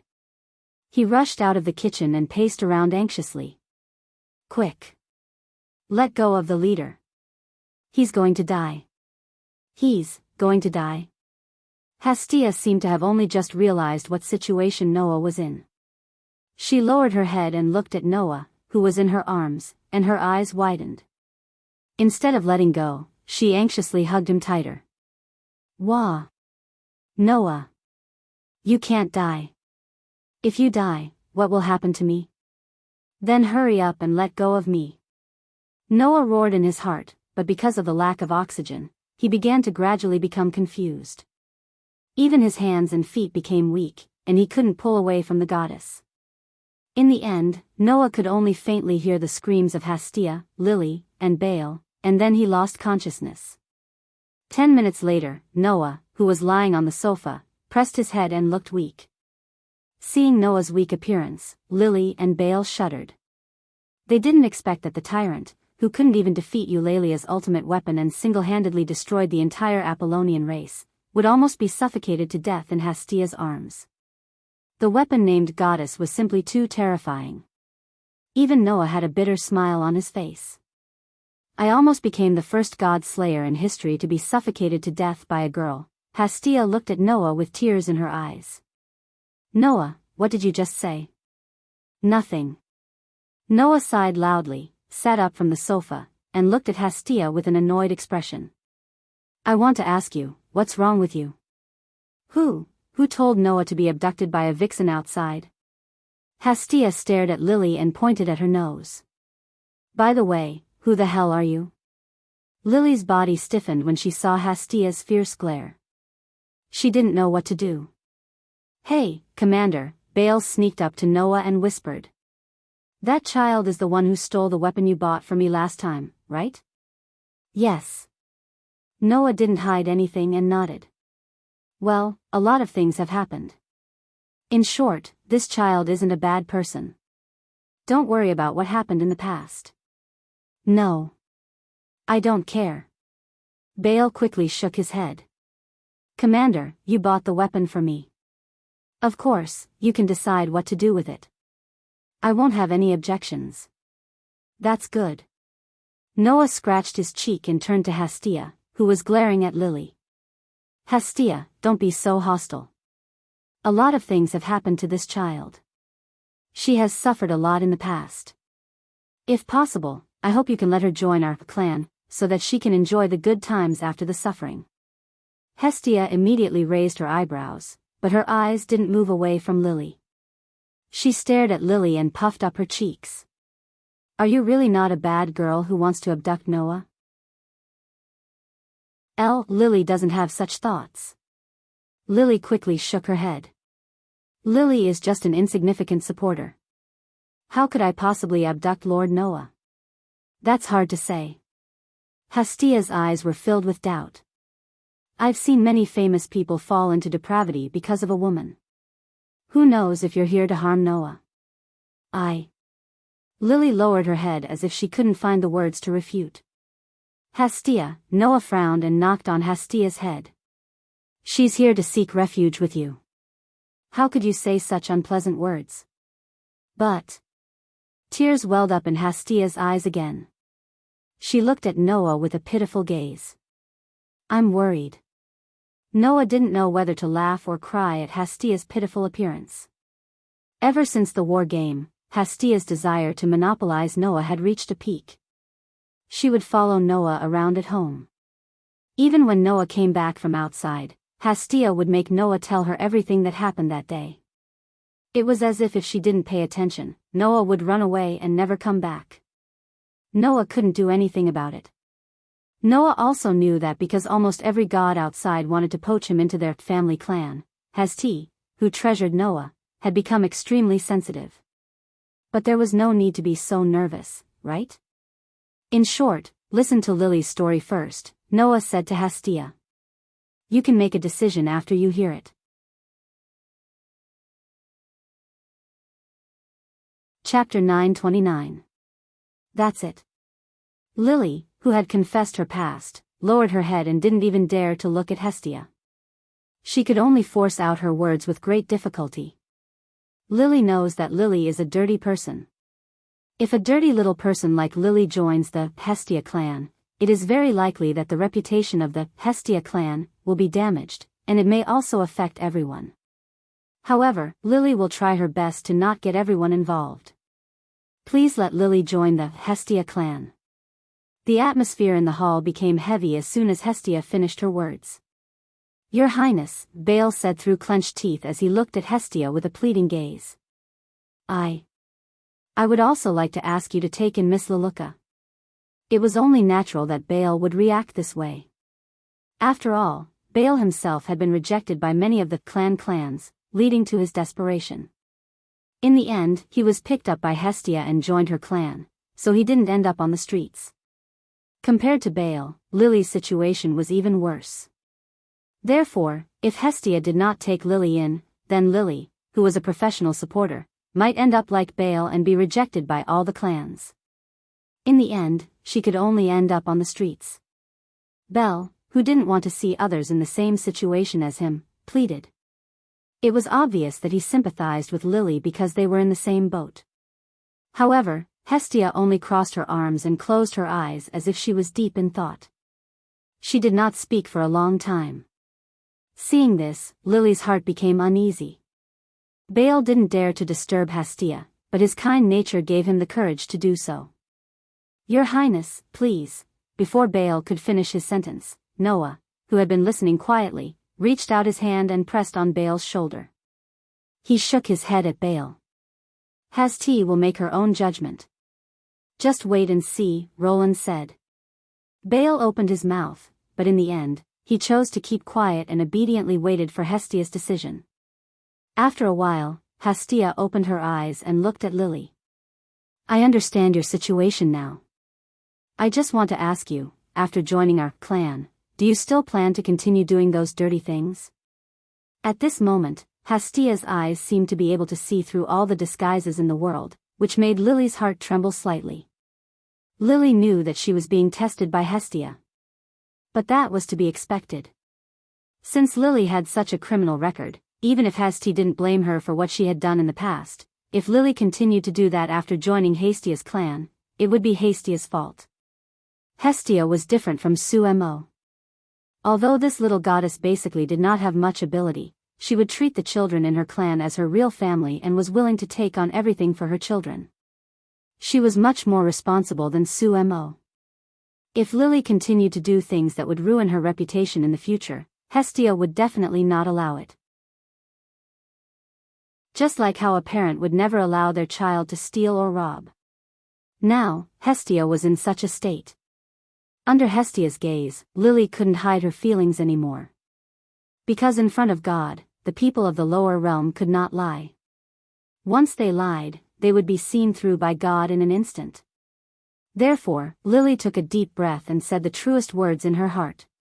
In fact, Lily also hates herself for being a dirty person, so Lily will not continue to do that kind of thing. The whole hall was suddenly silent. Hestia's eyes stared closely at Lily's eyes, and after a while, she said so. Then, if you do it again, what should I do? That won't happen, Lily said firmly. Lily will never do that kind of thing again. The moment he finished speaking, silence spread throughout the hall once again. Both Hasti and Lily remained silent. They kept looking at each other and didn't move their eyes away. Finally, Hestia nodded. I understand. In that case, I will allow you to join my clan. Hearing this, Lily abruptly raised her head and revealed a pleasantly surprised expression. Not only Lily, but even Bale was beaming with joy. But Hestia's expression suddenly became fierce. You must not have any ideas about Noah. Lily's eyes widened at Hestia's warning. Before Lily could react, Hestia trotted to Noah's side and hugged Noah's arm. She looked down at Lily condescendingly. Noah belongs to me alone. No one can have him. Lily's face twitched. For a moment, Lily had a strong urge to change her mind. She wanted to join Hestia's clan. Exalted goddess. Even Bell had an awkward expression on his face as he apologized to Lily. I'm sorry, Miss Lily. Lady Exalted Goddess means no harm. She just likes Leader too much. That's right. Hestia raised her head and said proudly. In this world, no one likes Noah more than I do. So, no one is allowed to touch my Noah. Hestia said proudly. What she did not know was that her love did not make Leyland's heart beat faster. Instead, it made him feel very heavy. Noah could only look at Lily speechlessly. Don't worry about this guy. Since you've joined our clan, you can live here from now on. Yes. Lily agreed with a face full of joy. However, Bale suddenly raised his hand timidly. There are only 3 rooms here, right? Noah and Hestia looked at each other in dismay. Indeed, there were only 3 rooms in this house. I can sleep in the living room. Bale quickly said. There's a sofa here. It's more comfortable than a bed. I can sleep in the living room. How can that be? Lily quickly shook her head. Lily is the youngest in Hastia's family. She should be the one to sleep in the living room. That won't do. Hastia objected, but what she said was different from what she had expected. I don't feel safe letting Miss Supporter sleep in a place where I can't see her. What if she suddenly breaks into Noah's room in the middle of the night? Lily and Bale were speechless. At this time, Hestia's eyes slightly turned and lit up. Right. Just let Miss Supporter stay in my room. Noah, Bale, and Lily looked at each other when they heard Hestia's words. Indeed, this was the best way to go. Unfortunately, Hestia didn't finish her words. Let Miss Supporter sleep in my room, and I'll share a room with Noah. Hestia finally revealed her plan. This way, I can keep an eye on Noah and prevent Noah from being abducted by a vixen. Lily and Bale almost fell to the ground. Even Noah felt weak all over. Is this Lolita goddess thinking about such nonsense all day long? That's enough, Noah said helplessly as he rubbed his temples. I'll let Lily sleep in my room. What? Hestia, Lily, and Bale were stunned. Then, they all cried out in surprise. When Noah heard their cries, he knew that they had misunderstood. What are you thinking? Noah rolled his eyes. I'm planning to go to the dungeon depths again tomorrow, so I won't be back for a while. That's why I let Lily sleep in my room. Hearing this, Hestia, Lily, and Belle finally let out a sigh of relief. An expedition to the deeper levels of the dungeon? Hestia asked worriedly. Is there a problem? It's not the first time I'm going to the dungeon depths. Noah rubbed Hestia's head. How could there be a problem? Hestia nodded and looked at Noah. Then you have to be careful. Don't worry. Noah smiled and nodded. Lily and Bale were envious. Entering the dungeon depths. Ordinary adventurers couldn't go to the dungeon depths. When would they be able to enter the dungeon depths? Noah's thoughts started to wander. It was time to leave this world.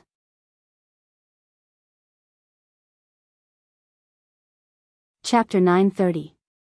On the 17th floor of the dungeon, Noah walked into the vast cave that led to the 18th floor, which could give birth to level 4 Goliath. After a few days, he entered the cave again.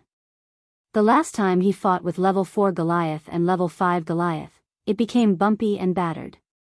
The scene had been restored to its original state. The dungeon originally had an automatic repair function. Otherwise, the monsters born from the walls, floor, and ceiling would leave traces every time they broke free from the shackles of the rocks. Then, the entire dungeon would have been riddled with holes. Hence, Noah wasn't surprised at all when he saw that the cave was still intact. He only turned his gaze to the huge wall that could give birth to Goliath. Looking at the wall that was as smooth as ice, he rubbed his chin. It seems that this time, the level master will not violate the rules and appear.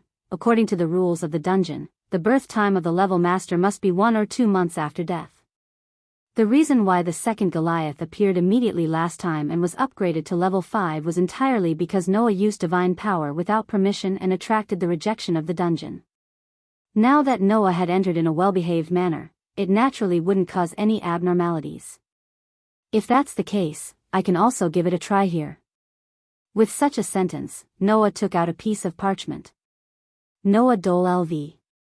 3 Power, SSS, 1761, SSS, 2000, Durability, SSS, 1775, SSS, 2000, Dexterity, SSS, 1763, SSS, 2000, Agility, SSS, 1778, SSS, 2000, Magic, SSS, 1750, SSS, 2000, Mystery, H Magic Guide, I Magic, Skills, Protection from the World, Permanent Skills. Equivalent to luck. Events that had a direct relationship with luck would eventually lead to the most favorable results. This morning, before Noah left the base camp of Hestia's family, Hestia helped Noah to update his ability value. After this period of twists and turns, Noah finally accumulated the proficiency of the basic ability to the maximum and could continue to upgrade to the next level. In the morning, Hestia also said that Noah had killed level 4 Goliath and level 5 Goliath, which was enough to upgrade. Noah could be upgraded to level 4. However, Noah did not let Hestia help him upgrade. This time, Noah had to do it himself. Since I found out that divine power not only reacts to authority, but also to grace, I have always had this idea. Noah held the parchment that recorded his ability value. Perhaps, I can also upgrade my ability value by myself. Who knows? This was not a baseless claim. This was because Noah's divine power was derived from a drop of God's blood that Hesti had dropped into Noah's body. Noah's mana source had absorbed a trace of the divine power and derived his divine power from it. Then, divine power should be able to play the same role as divine blood. Of course, that did not mean that when Noah used divine power, his blood would become divine blood. However, Hestia's divine blood had already been dripped into Noah's body and was absorbed by Noah's body. Then, using the energy extracted from Hestia's divine blood to draw out the divine blood in his body, it might have the same effect as Hestia herself dripping her divine blood on Noah. This was Noah's idea. During this period of time, the reason why Noah did not hurry to leave after obtaining the world fragment was because he wanted to learn the sacred script and master the method of upgrading his ability value with divine power. Otherwise, once he left this world, without Hestia, Noah would not be able to upgrade his ability value. That won't do. Noah suddenly smiled. God's grace is of great help to me. In fact, from the perspective of the improvement in strength, Noah's improvement brought by God's grace was really nothing much. After all, Noah had the authority that could rival divine power, and the gate of Babylon that was not inferior to the authority in the slightest. Compared to the power of authority and gate of Babylon, the improvement that God's grace brought to Noah was really nothing. However, the grace of God could continuously draw out the possibilities in Noah's body. At present, the grace did not bring much improvement to Noah, but when he reached LV5, LV6, LV7 or even LV8, how much improvement would it bring? If there was no end to the improvement, then how much improvement would it bring? This was one of the reasons why the grace was valued by Noah. The second reason was that the grace brought three aspects of development: ability, skills, and magic.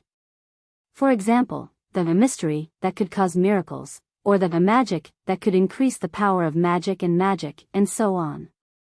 These development abilities were very useful.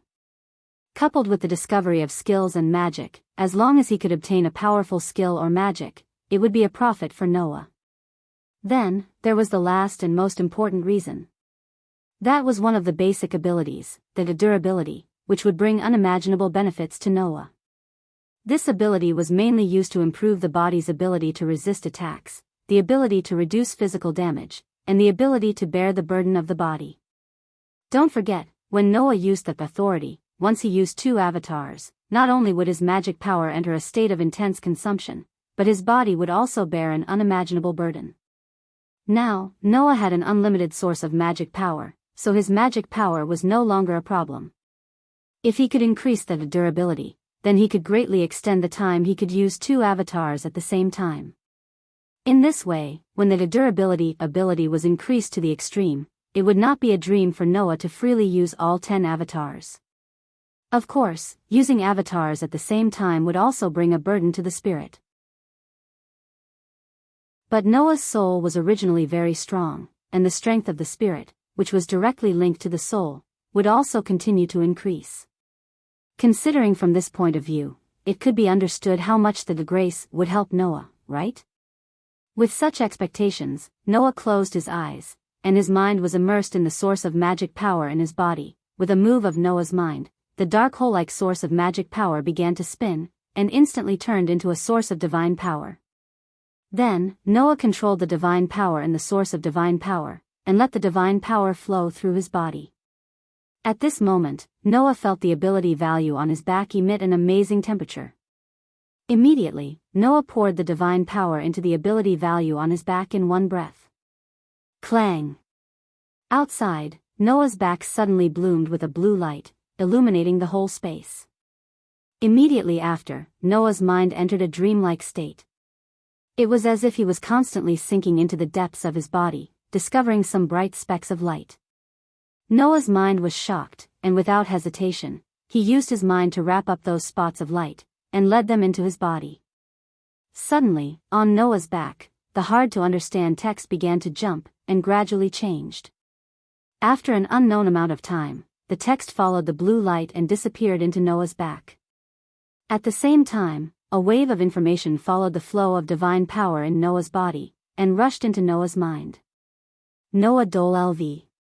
For strength, SSS, 2000, A, 846, durability, SSS, 2000, A, 868, dexterity, SSS, 2000, A, 855, agility, SSS, 2000, A, 873, magic, SSS, 2000, A, 842, mystery, H magic, I swordsman, I magic skill, protection from the world, a permanent skill. Equivalent to luck. Events that were directly related to luck would eventually lead to the most beneficial result. The corner of Noah's mouth slowly lifted.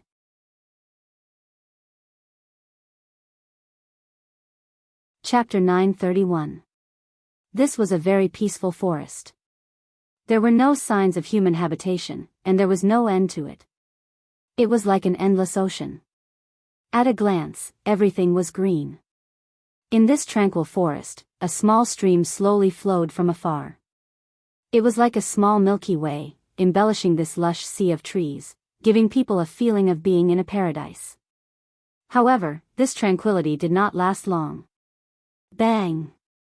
Accompanied by an extremely sudden and heavy muffled sound, a rather large black shadow suddenly shot out from a corner of the forest. Soon after, it crashed onto the ground. Dong! Under the impact of the rather large black shadow, the ground trembled slightly. Gravel flew everywhere, and smoke rose everywhere. After which, amidst the dense dust and rock fragments that flew in all directions, the enormous black figure rubbed against the ground, plowing a long gully on the ground. It dragged for nearly 100 meters before slowly coming to a stop. Upon closer inspection, it was actually a giant made of stone.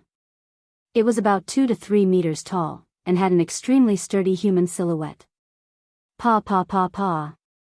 The sudden huge movement caused the birds in the forest to flutter their wings in panic and flee. A-oh. The stone giant that was knocked down on the ground let out a roar that was both angry and fearful. It struggled to get up from the ground. At this moment, in the depths of the forest, a clear sound of footsteps began to reverberate. In the clear sound of footsteps, a human figure slowly appeared in front of it.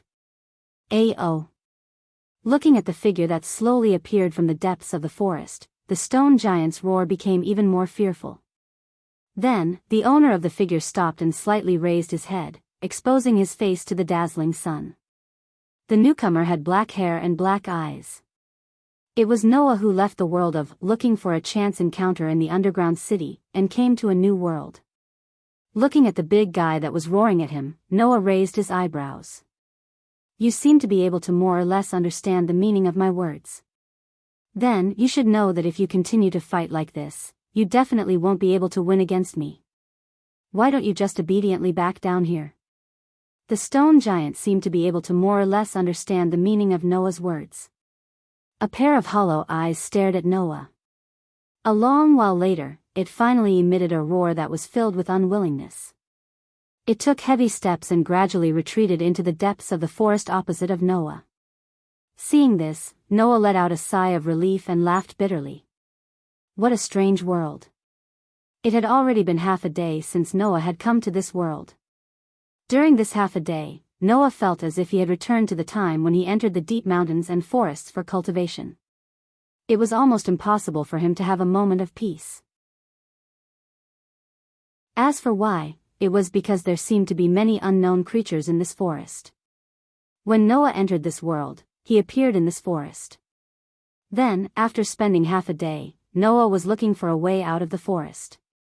In the end, as he was unfamiliar with this place, naturally it was not so smooth.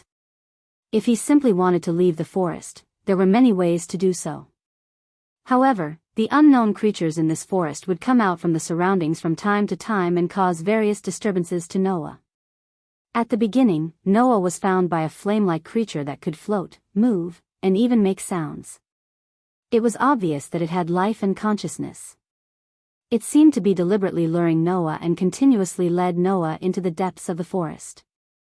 In addition, there were birds that could summon fog, flowers that emitted poisonous gas, small lizards that crawled in the dark, and even trees that walked on their own. Moreover, they seemed to be deliberately trying to mess with Noah. In various ways, Noah was badly battered, which was why Noah was still unable to find a way out of the forest.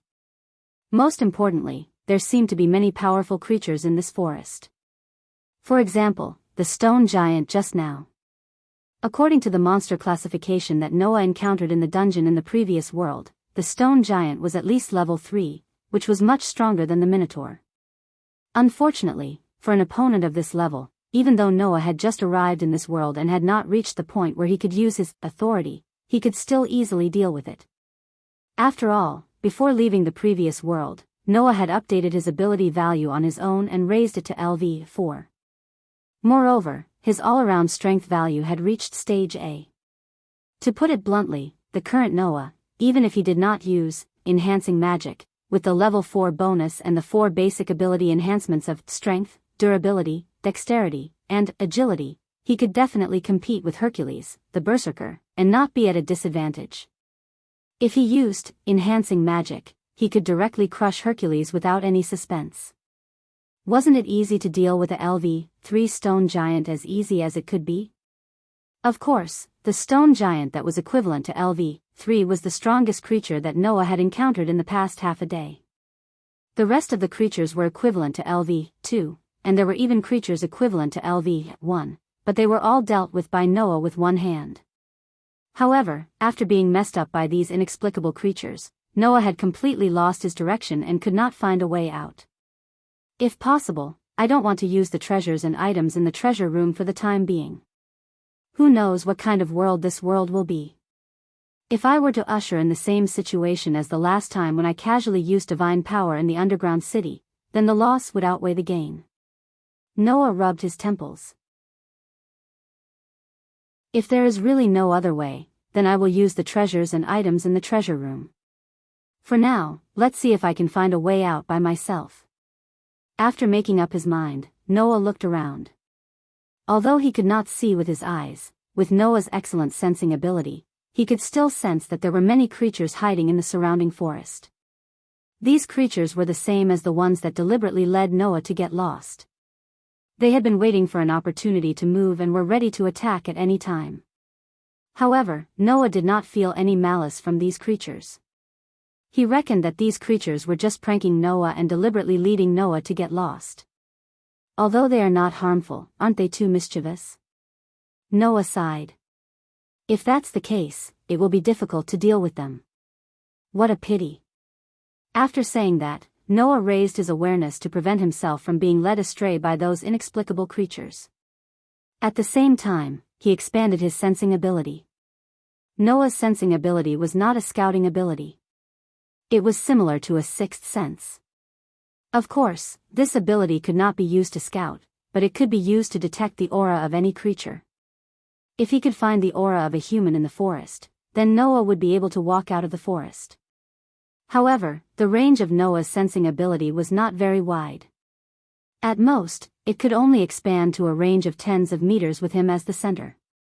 Therefore, at the same time that he expanded his sensing ability, Noah had to keep moving around to be able to scout. Just like that, Noah continued to scout in the forest with all sorts of strange creatures. In the blink of an eye, the sky was gradually turning to dusk. No, there's no other way. In a corner of the forest, Noah finally gave up on self-reliance. Let's try using the relic and tools in the treasure room. As soon as he made this decision, before Noah could open his treasure room, a faint sound came into Noah's ears from the direction of the forest. Noah was slightly startled, then his eyes lit up. A human voice? It was indeed a human voice. Although it was very weak, Noah heard it. I hope it's not those mischievous creatures. Noah walked in the direction of the sound. Not sure if it was because Noah walked in the right direction, the trees in front of him began to decrease and his vision became wider. Not long after, a building appeared in Noah's vision. Chapter 932. Looking at the building that suddenly appeared in front of him, Noah almost couldn't believe his eyes. This was because the building in front of him was too luxurious. Not only was there a pure white wall like a city wall, but there was also an extremely beautiful courtyard inside the wall. Several exquisite minarets were located in several directions, making the building look like a palace. It was quite luxurious. The luxurious building seemed to have been specially designed with a lot of effort. The surroundings were filled with plants to beautify the environment, and there was also a fountain. In front of the building, there was a river flowing with clear water. On the river, a bridge was built on top of it, connecting the entrance of the building to the road in Noah's direction. Of course, if the building was just too luxurious, Noah wouldn't be so surprised. However, in such a forest with all kinds of strange creatures, there was actually such a luxurious building, which was really surprising. The faintly discernible sounds that Noah heard came from inside the building. From where Noah was looking, he could even see that inside the building, there were some girls in pure white uniforms chatting and laughing while taking a stroll in the beautiful courtyard. Uniforms? Noah was really surprised. Could it be that it's a school? After being surprised, Noah began to ponder. It seems that the breakthrough of this world is here. As long as it was a place with people, he would be able to obtain information. Although the luxurious building in front of him was located in an inexplicable forest, which made Noah feel more or less strange, looking at the atmosphere inside, it didn't seem to be a shameful place. However, since this building was built in such a place, it's very likely that it was built to isolate people. There are things that ordinary people can't come into contact with. Just like Haoling Academy, which is researching surpassers, it's best not to barge in openly. Noah couldn't help but feel helpless. In the end, I still have to use it, don't I? After saying that, Noah extended one of his hands to the side. Buzz. A golden ripple directly fluctuated in the space next to Noah. It was like a ripple on the surface of the water, suspended there. Noah directly reached his hand into the golden ripple and took out a helmet from it. To be precise, it was a helmet-shaped hat that looked like a helmet.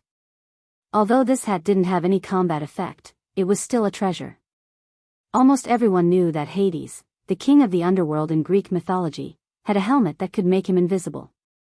This was Hades' helmet of invisibility. Its only ability was to hide the wearer's body so that no one could discover the wearer's existence. Even smell and sound could be eliminated, achieving the effect of complete invisibility. I've lived for so long, but I've never tried to become invisible. Suddenly, Noah's of course. Buzz. In the next moment, Noah's figure slowly disappeared amidst the tremors in the air.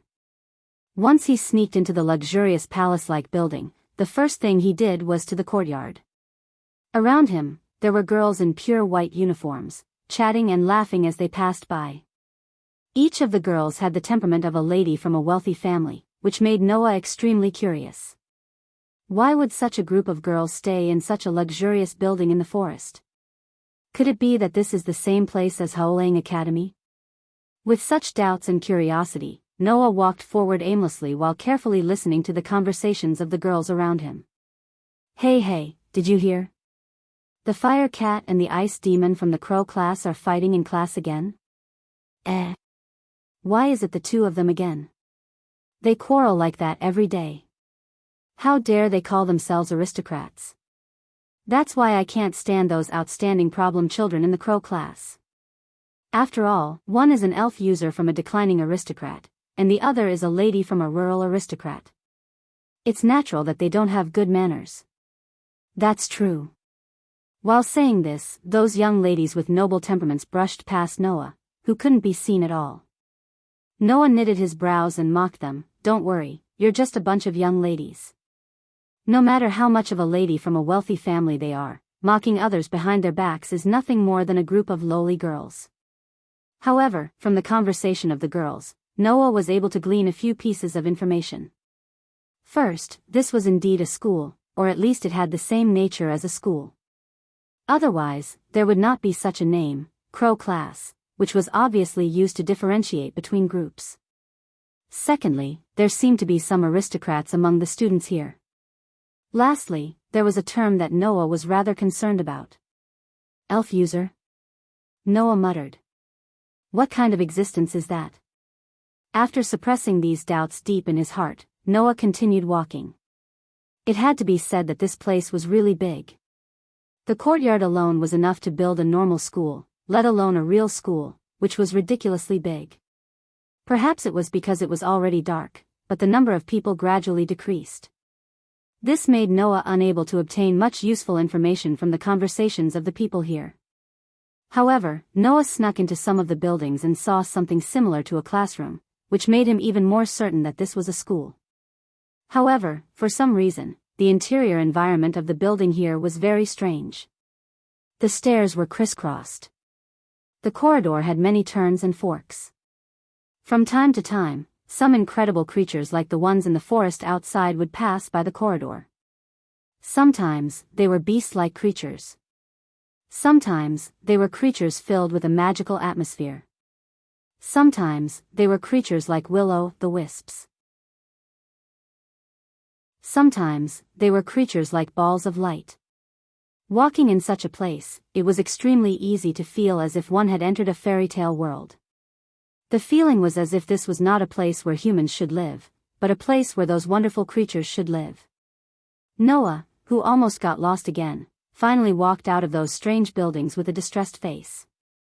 I don't understand. Every time he enters a new world, Noah generally needs to spend a lot of effort to obtain information about the world.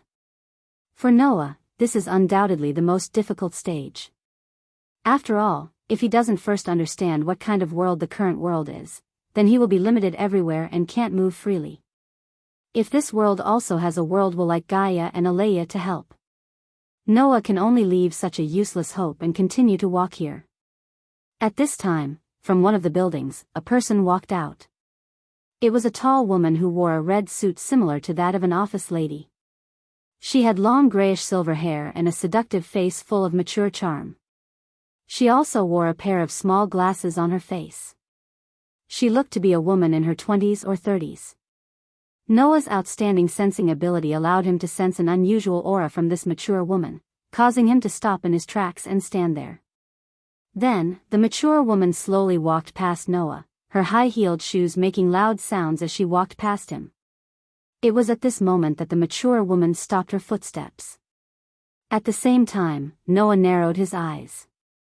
Then, Noah, whose back was facing the mature woman, heard such a bewitching voice with a sneer and admiration.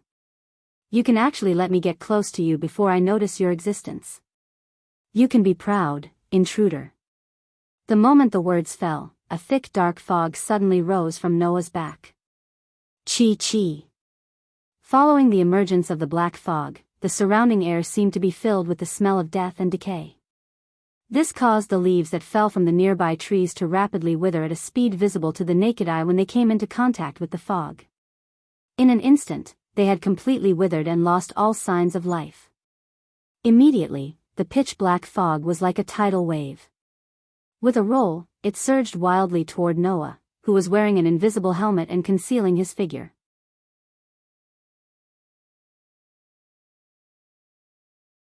Chapter 933. Who? The thick dark fog surged out and directly shrouded Noah, who was wearing the invisibility helmet. There was not the slightest deviation, telling Noah that the other party was not bluffing, but had really discovered him. Hence, Noah's body moved as he sensed the corrosive wind coming from behind him. He suddenly shifted in the air and retreated in an instant. Bang! The dark fog with some fishy wind hit the ground where Noah was just now, setting off a strong impact wind, but it did not damage the ground at all. However, if a living person were to come into contact with that corrosive wind, their skin would probably be corroded, right? The pitch-black fog that mist condensed in mid-air, turning into a pitch-black mass that looked like sewage. It fell on one of the mature woman's outstretched hands. The other party held the dark mass like dirty water and licked the corner of her mouth like a cruel demon, but also like an evil witch. Her eyes, which were the same color as her hair, shot straight in the direction of Noah. "Come out, in front of me, that kind of little trick is useless. Don't tell me you haven't heard of my name, Twilight Witch, Grey Vath Sharumas." "I really haven't heard of it." Noah curled his lips and took off the invisibility helmet on his head. Immediately, Noah's figure slowly appeared in front of the woman who called herself Grey Vath. "Oh." Grey Vath raised her eyebrows. "It's actually a man?" Noah could more or less guess the reason why the other party said so. This was most likely an all-girls school. Because, from the beginning to the end, Noah did not see a single man here. So, that's why the other party had such a reaction, right? "Can I ask?" Noah glanced at the dark mass that undulated back and forth on Grey Vath's hand, then looked directly at Grey Vath and asked, "How did you find me?" The concealment ability of the invisibility helmet was superb. Otherwise, it wouldn't be called a precious artifact. Not only could it completely hide the wearer's figure, but it could also eliminate smell and sound. Logically speaking, apart from someone like Noah who had a sixth sense, they shouldn't have been able to discover it. "You're really good at hiding yourself. Even I only noticed you after I got close to you. I guess it's because you don't have any malicious intent or killing intent, right?" Grey and Vath looked at Noah with interest. "It's a pity that I've offended too many people. Up until now, I've spent more than half of my life being targeted by assassins hiding in the dark. It's useless to hide beside me." "I see." Noah shrugged and tossed the helmet of invisibility away, allowing it to be swallowed up by the golden ripples that suddenly appeared above his head. Grey Vath, who had been observing Noah, saw this scene and the interest in her eyes grew stronger. "You seem to have some interesting things." "Thanks for the compliment," Noah said unhurriedly. "Anyway, I'm not here to assassinate you, and I don't have any improper thoughts about anyone here. For this reason, can you let me go?" "That won't do." Grey Vath licked the corner of her mouth once again. Her expression was like a demon eyeing its prey, with a hint of flirtatiousness. This is the Elven Academy of Alicia, which specializes in nurturing elven envoys. More than half of the noble ladies of the Alicia Empire are here. If I let a man like you run around and something happens, I'll be in big trouble. Although that was what she said, Grey Vath didn't seem to be worried about this at all. Instead, she smiled sweetly as if she was interested in Noah. So, young man, you should stay. After saying that, Grey Vath slowly clenched her hand that was holding the pitch-black lump. Whang! Suddenly, the pitch-black lump in Grey Vath's hand rose up as if it was boiling. It gradually extended and turned into a long strip. In the next moment, the color that covered the long strip of pitch-black lump began to fade, exposing the object inside the lump to the air. It was a pitch-black knight's sword. Like a demon's scythe, the pitch-black knight's sword stirred up gusts of chilly wind. The moment the pitch-black knight's sword appeared, Noah's eyes narrowed. Without any warning, he took a step back. A golden ripple appeared in his hand, and a knight's sword flickered with golden light and fell into Noah's hand. Clang! Almost at the same time, the pitch-black knight's sword turned into a sword light, bringing along a cold arc as it shot towards Noah's throat. Clang! The sound of steel colliding with steel echoed in the air. The golden knight's sword clashed with the pitch-black knight's sword, creating sparks that filled the sky. Through the sparks that filled the sky, Noah and Grey Vath held their weapons tightly and looked at each other in surprise. So fast, this was the reason why Noah was surprised. He actually took it. This was the reason why Grey Vath was surprised. After the surprise, the two of them looked at each other with interest. At that moment, Noah's hand that was holding the sword tightened, and the strength that was added to the sword instantly increased by a few points. Clang! The two knights' swords clashed together violently, creating even more intense sparks. Grey Vath only felt a huge force pushing against Noah's sword, forcing her to give up the fight with Noah. As expected of a man, you have quite a lot of strength. After saying this, a phosphorescent wave of air burst out from Grey Vath's body, and poured into the pitch-black knight's sword through Grey Vath's hand. Clang! The pitch-black knight's sword burst out with a dense black light, turning into sword shadows that slashed towards Noah's body like lightning. When the phosphorescent wave of air burst out from Grey Vath's body, Noah became a little more serious. This was because although Noah didn't know what the phosphorescent wave of air that surged from Grey Vath's body was, it gave Noah the feeling that it was very similar to magic power, divine power, and other supernatural and mysterious powers. It was very likely that it was also a kind of energy used to activate some kind of power. As this thought flashed through his mind, the knight's sword in Noah's hands suddenly soared to the extreme. Like a misty cold light, like a fierce electric light, with an unparalleled momentum and a heart-palpitating speed, it directly enveloped Grey Vath's sword shadows. Clang, clang, clang, clang. All of a sudden, the sound of metal clashing rang out one after another. In the vast courtyard, two black shadows kept colliding, unfolding a dazzling sword dance. Noah's strength was overwhelming. After all, with his level raised to LV4 and his all-around strength raised to A stage, Noah's physical ability was now able to confront Hercules, who used to be a servant. With Grey Vath's tall and slender figure, it was estimated that she would be crushed by Noah's strength at the moment of contact. However, facing such a Noah, Grey Vath faced him head-on without fear, swinging a whirlwind of slashes. Grey Vath's strength didn't change. However, relying on the unknown phosphorescent power fluctuating around her, the knight's sword in Grey Vath's hand repeatedly bloomed with light, as if she was relying on the weapon to trigger a powerful force. Facing Noah, who was swinging his sword like a storm, she gathered all the power of the weapon to deflect the slashes that could split mountains and split rocks. If not, Grey Vath would definitely be defeated in an instant. As a result, Grey Vath's every attack contained almost all of her strength. If Grey Vath was a whirlwind, then Noah was a storm. Undoubtedly, his body that wasn't very strong showed an overwhelming sense of existence. Undoubtedly, the sword strikes that seemed to be light fell like meteorites.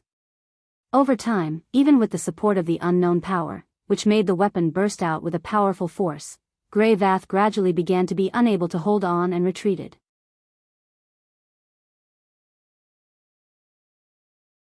Chapter 934. Clang, clang, clang, clang. The sounds of swords and halberds continued to vibrate in the air.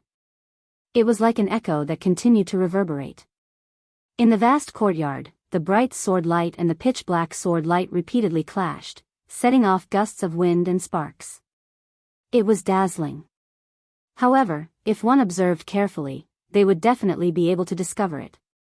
As time passed, the pitch-black sword light began to gradually slow down, while the resplendent sword light seemed to be at ease.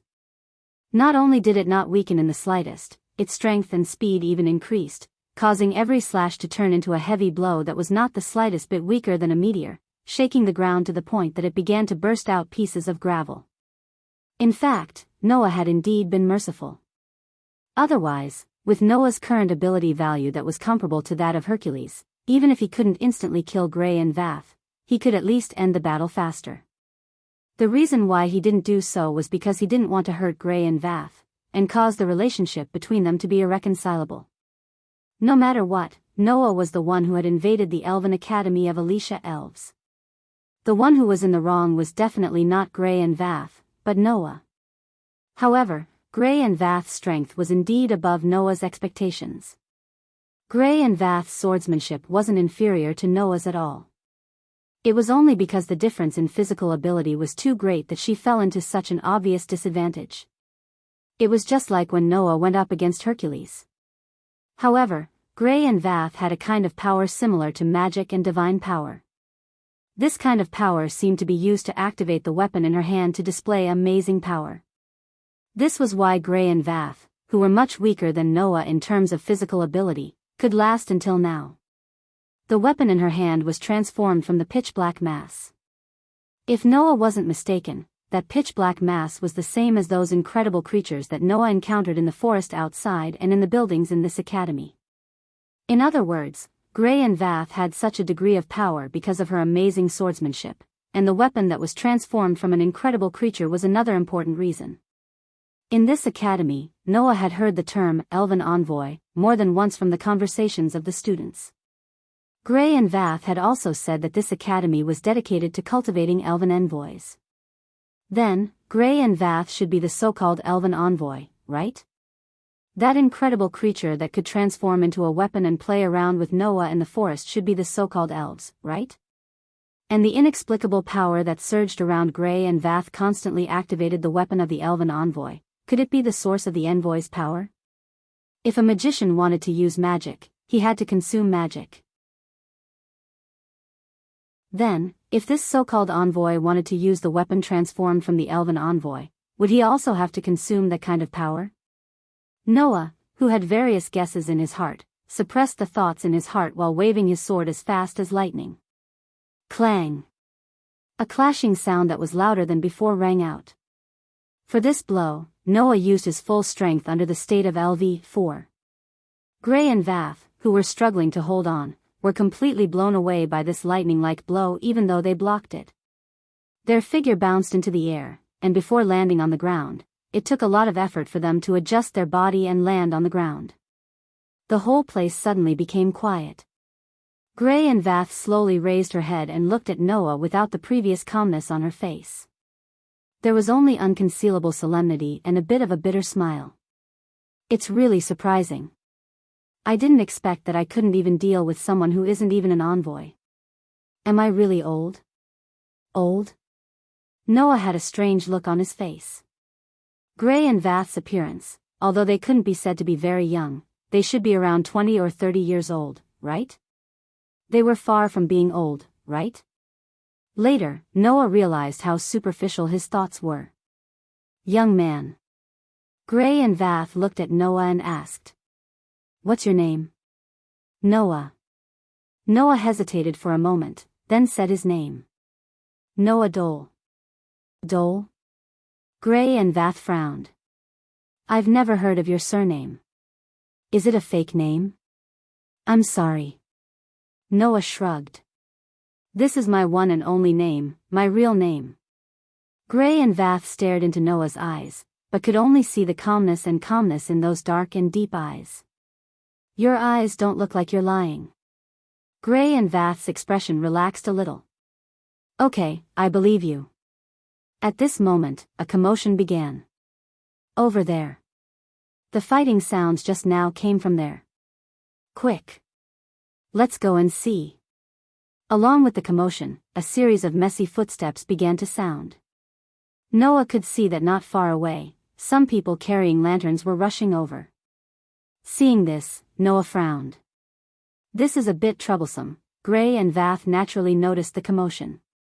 She stood up, and the black long sword in her hand turned into a black mist and disappeared into the air. Then, Gray and Vath said to Noah, "Follow me." Noah was stunned. You don't want to be discovered, do you? Gray and Vath turned around. Although there shouldn't be a problem with me around, I don't know where you come from, and I don't know why you're here. It's impossible to explain to the knights. If you don't explain, you'll only become a suspicious person. To avoid trouble, follow me. After that, Gray and Vath ignored Noah, as if they were sure that Noah would follow them. They walked towards the door of the building that they had walked out from earlier. Noah glanced at Gray and Vath, and then looked at the group of black figures that were gradually approaching.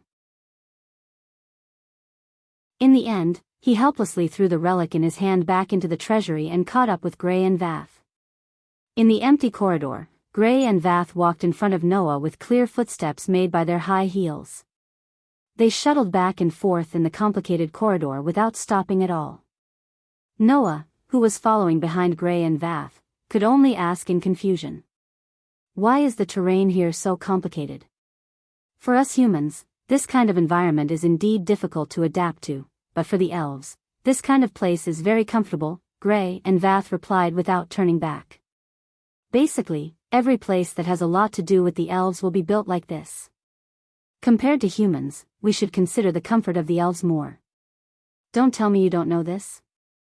I really don't know, Noah muttered in his heart, and at the same time, he confirmed his previous guess. Those incredible creatures are indeed elves. Elves are messengers? Noah's heart jumped because of the unknown power. I wonder if this power can also help me? With this thought in mind, under the lead of Gray and Vath, Noah stopped in front of a heavy door. Come in. Gray and Vath pushed the door open and walked in. This is my office. At this time, no one will come in. Noah didn't pretend to be pretentious. Under the lead of Gray and Vath, he walked into the office. It was a very spacious and luxurious office. The area was comparable to a hall, and the floor was covered with a red carpet. There were all kinds of decorative curtains hanging on the surrounding walls, and there was an office desk in front of them.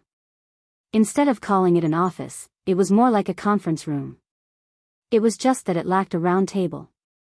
Gray and Vath sat down behind the office desk. She crossed her hands and placed them on the table. She looked straight at Noah, and the corner of her mouth curled up slightly. All right, young man, it's time to tell me your origin, right? Origin? Noah looked around and answered absent-mindedly. Didn't I tell you my name already? Oh. Gray and Vath narrowed her eyes. In other words, you only want to tell me your name? I want to tell you something else. Noah turned his head and looked at Gray and Vath.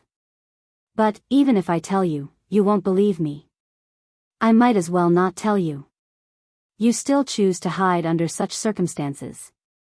You have guts, Gray and Vath asked. Then, what is your purpose?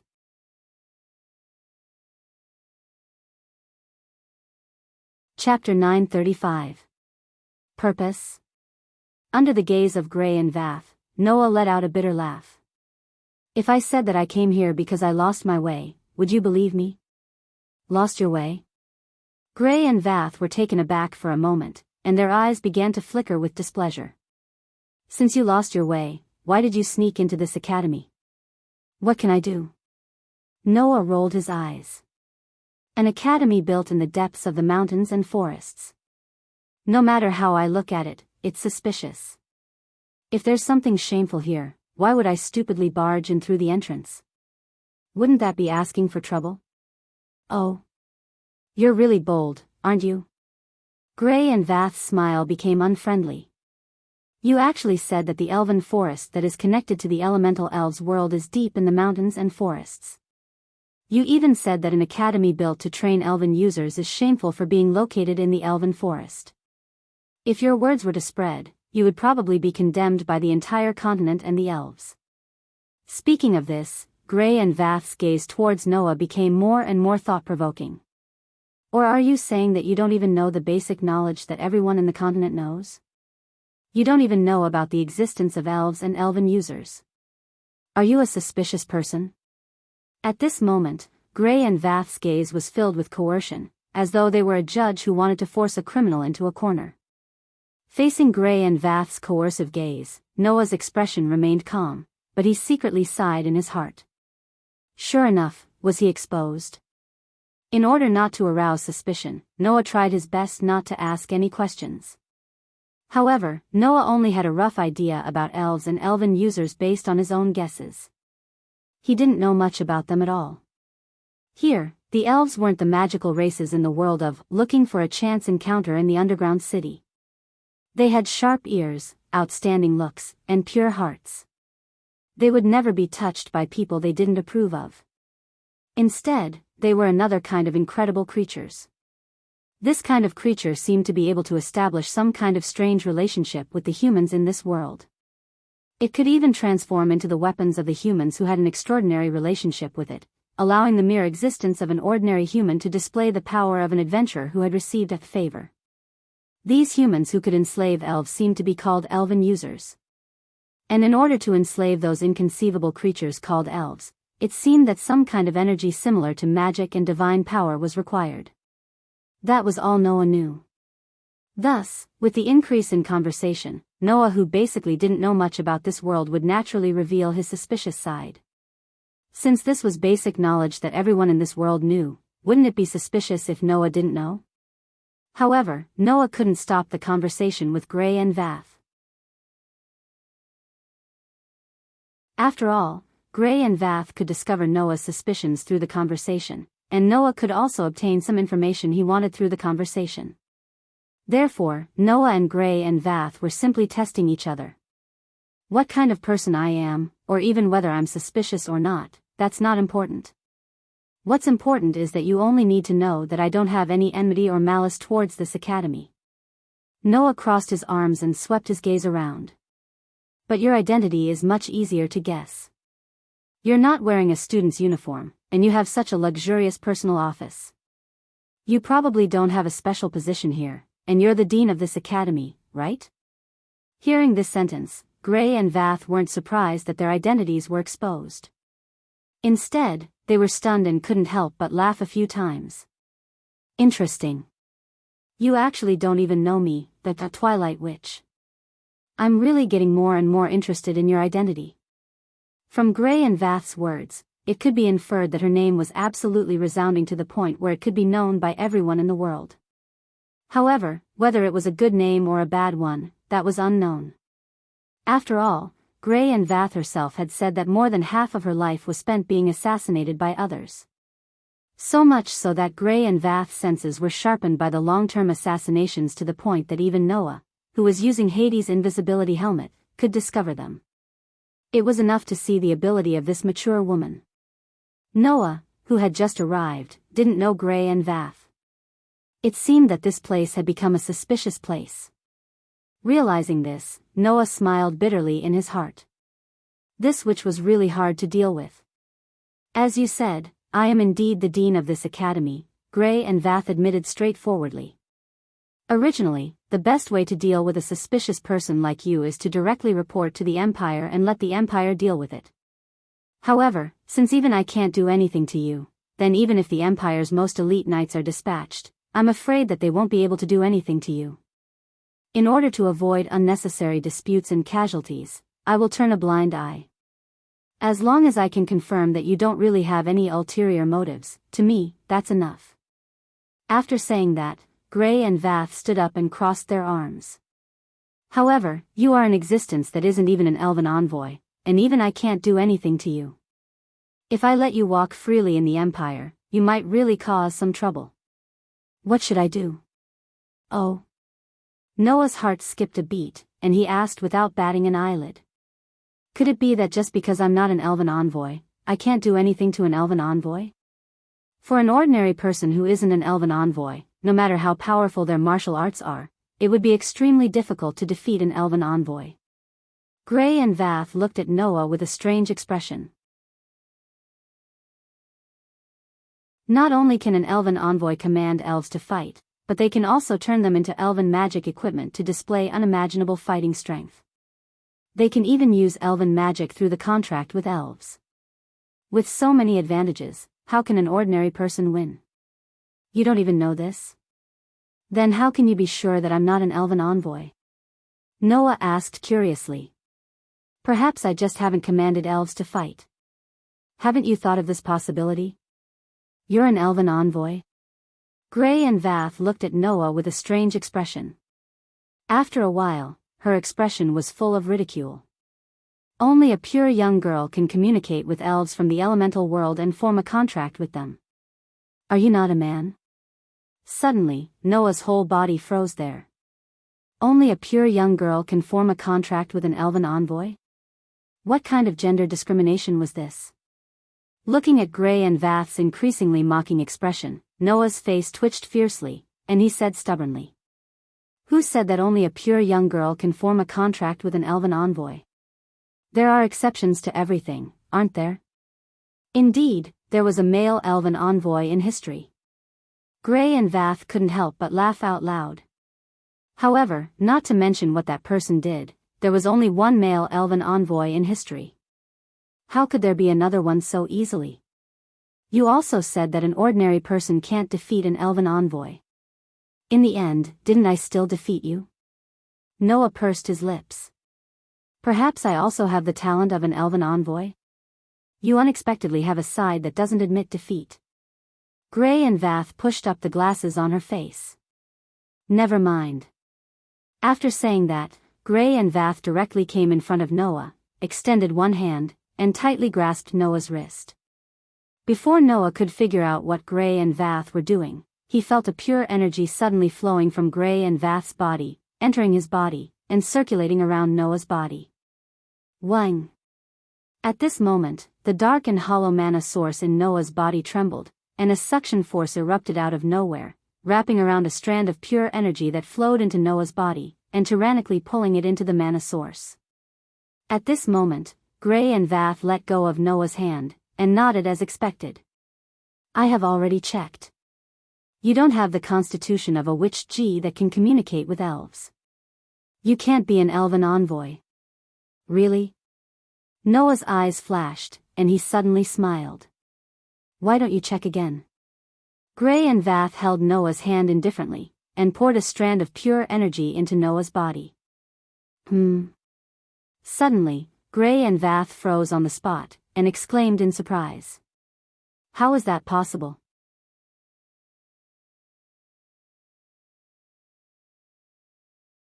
Chapter 936. Divine Might. It was a kind of energy that elven envoys needed to consume when using elven devices and elven magic.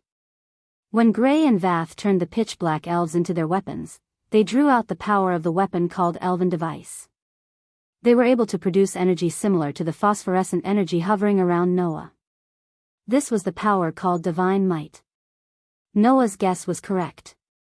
Just like magicians needed to consume magic power when using magic, elven envoys also needed to consume energy called divine might when using elves in this world. Naturally, without divine might, they wouldn't be able to use elves and become elven envoys. When Gray and Vath checked Noah's body, because Noah didn't have divine might, they couldn't find any talent to become an elven envoys. However, that didn't mean that Noah didn't have the talent to become an elven envoys. It was just that Noah didn't have divine might and couldn't become an elven envoys. But just now, when Gray and Vath poured the energy called divine might into Noah's body to check whether Noah had the talent to become an elven envoys, Noah's mana source absorbed traces of divine might from Gray and Vath. It must be known that Noah's mana source was able to absorb and memorize all kinds of energy that were different from magic power that entered his body and had the ability to transform them into this kind of energy. In other words, in that instant, Noah had the ability to transform the source of mana into the source of divine might. Under such circumstances, Noah had already guessed that using elves required some kind of energy similar to magic power and divine might. When Gray and Vath said that he didn't have the talent to become an elven envoys, he immediately transformed his mana source into divine might. Thus, Gray and Vath, who had once again poured divine might into Noah's body, were really surprised this time. You. Gray and Vath let go of Noah's hand, their eyes becoming uncertain. How could that be?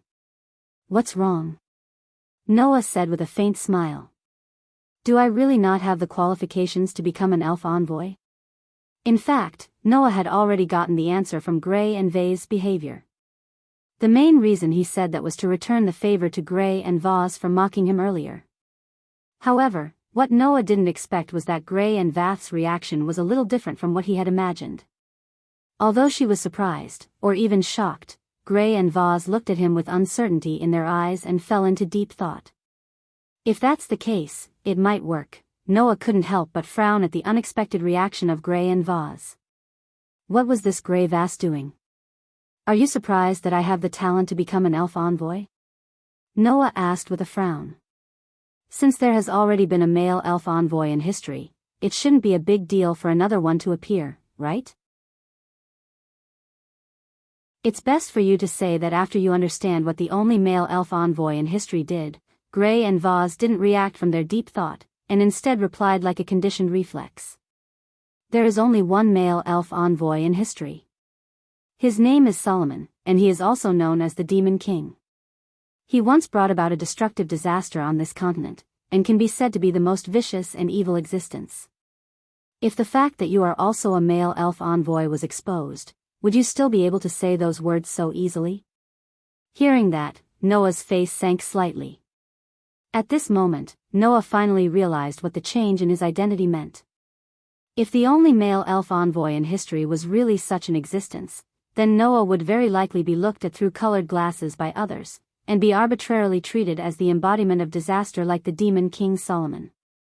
The existence of a male elf envoy like the Demon King who brought destruction and disaster to the continent in the past, Gray and Vath said.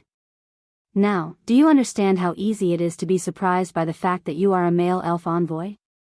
Alright, Noah's furrowed brows slowly relaxed, and he looked at Gray and Vath.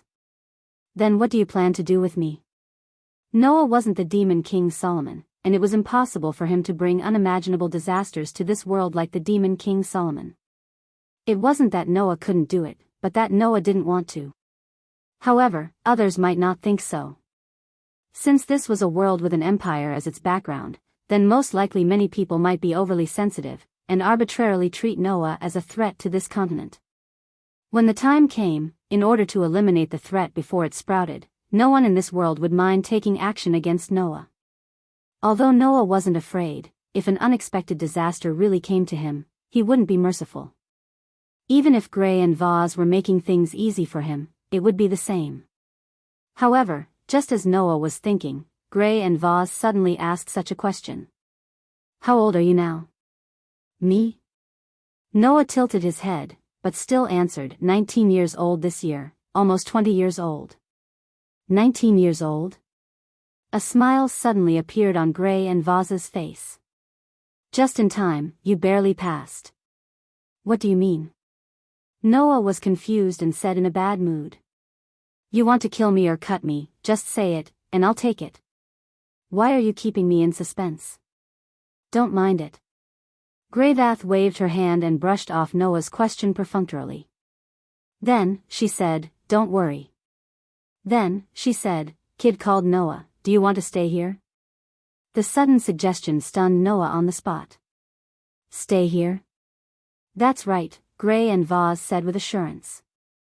Although I don't know where you came from the looks of it, if you stay here, you don't have a proper status, right?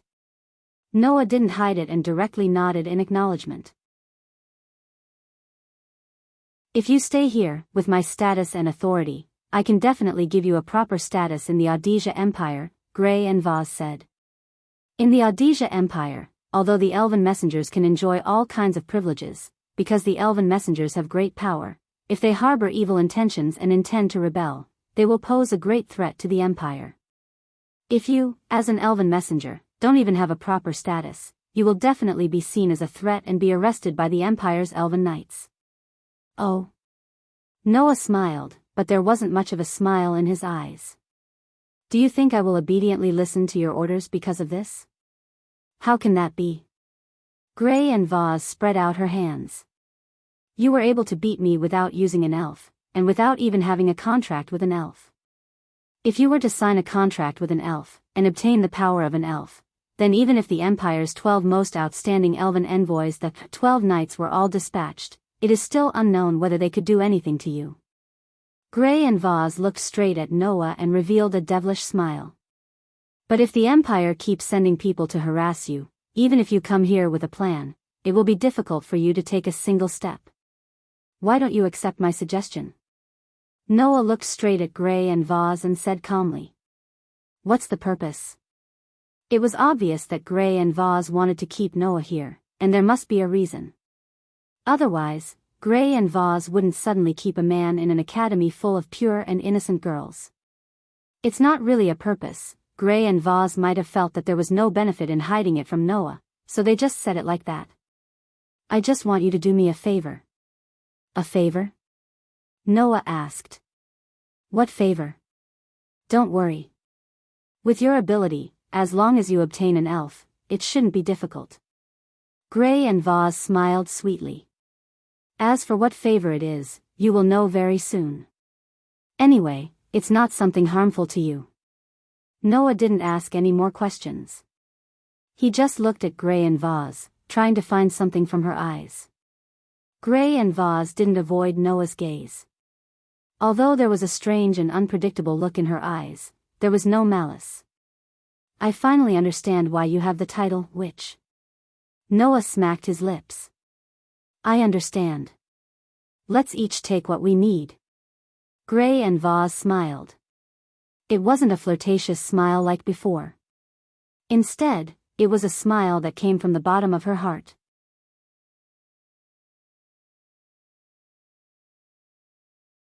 Chapter 937. In this world, apart from the world dominated by humans, there was another world. People called it the elemental spirit world. As the name suggested, it was a world inhabited by strange creatures called elves. In this elemental spirit world, there were all kinds of elves with strange abilities, and they were closely related to the world inhabited by humans.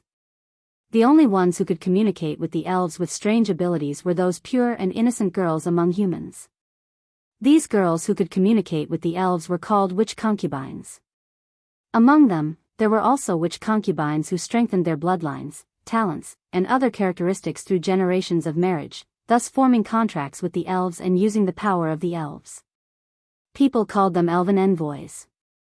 As elven envoys, witch concubines could use the contracts they formed with the elves to summon the elves that lived in the elemental spirit world to their side. Through using the elves, they could achieve their goals in battle or other aspects of life. When the elves that lived in the elemental spirit world were summoned to this world, they generally had two forms. One was their original form. That was a form that had no quality and no fixed appearance. It was only the core of divine power, and was called the core of divine power. When the elves were summoned in this form, it could not be said that the elves were summoned, but a part of the elves' abilities were summoned. Thus, elven envoys would use this form of summoning when using elven magic, using it as a reservoir of divine power to allow the elven magic to have the true power it should have. It was also for this reason that elven envoys who formed contracts with elves of a certain attribute could only use elven magic of the same attribute as their contracted elven magic. If they lost their contract with elven magic, even if they could continue using elven magic, the power would be pitifully weak.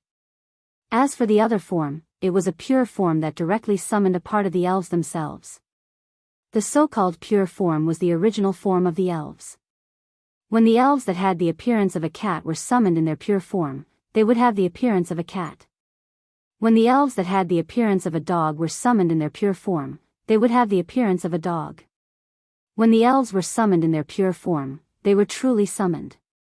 It was just that summoning a pure form elf required an enormous amount of divine power, and it was also very difficult to control. However, compared to simply summoning a pure form elf, it was undoubtedly much more powerful when used to perform elf magic.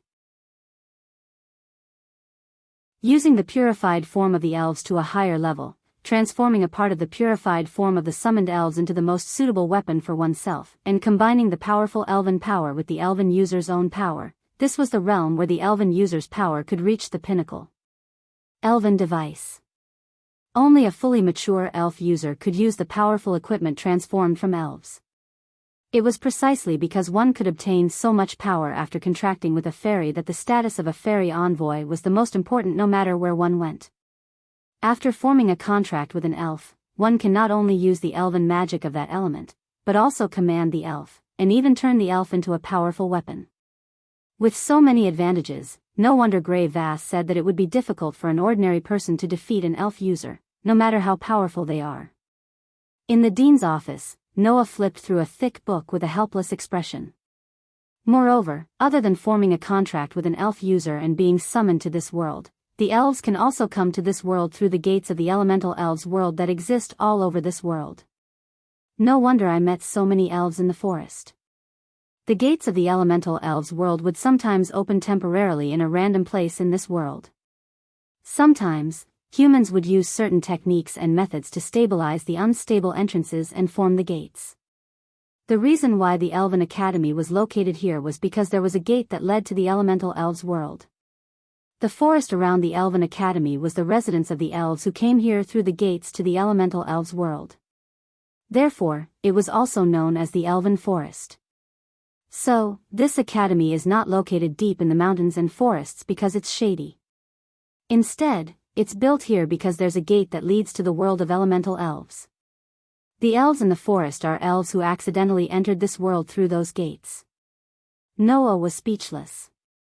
Well, this is basic knowledge that everyone in the world knows. I actually treated it as something that cannot be seen by others. No wonder that witch found me suspicious. Closing the book in his hand, Noah rubbed his sleepy eyes. Last night, after making the decision to stay here, Gray and Vath gave this place to Noah and let Noah stay here for the night. They would make other arrangements in the morning. However, Noah didn't rest. Instead, he asked Greyvath for a book that could briefly explain the background of this world and had a preliminary understanding of the situation of this world. This is much more interesting than I thought, Noah smiled slightly. Let me look forward to it. Leaving this thought, Noah looked at the sky outside.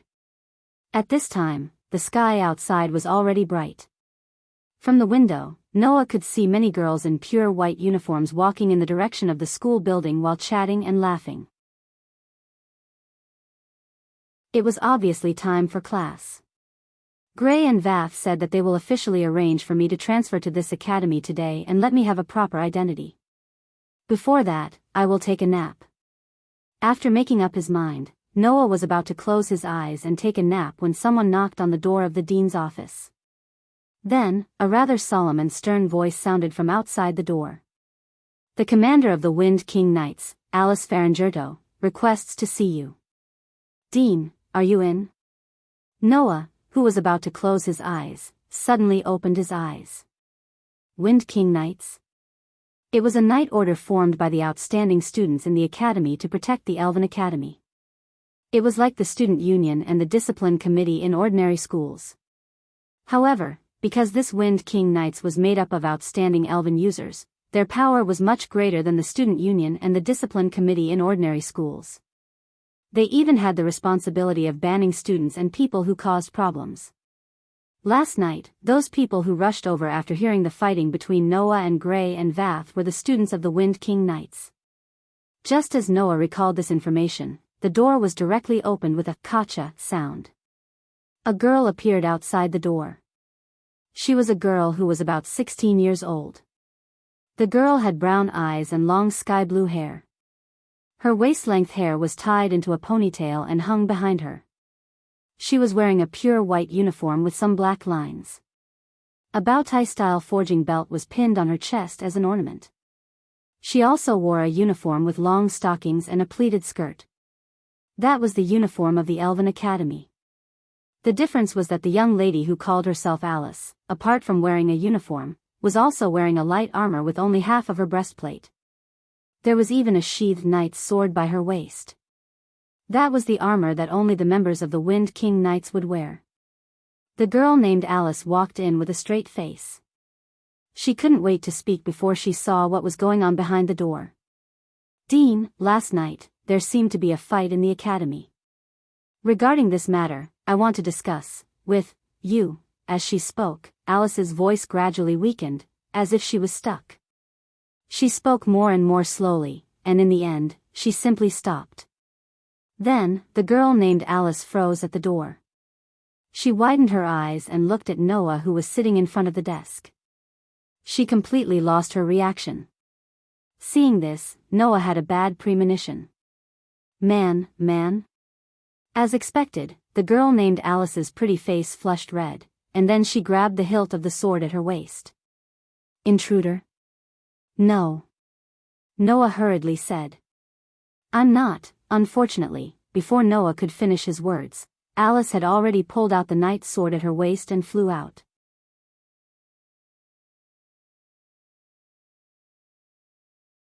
Chapter 938.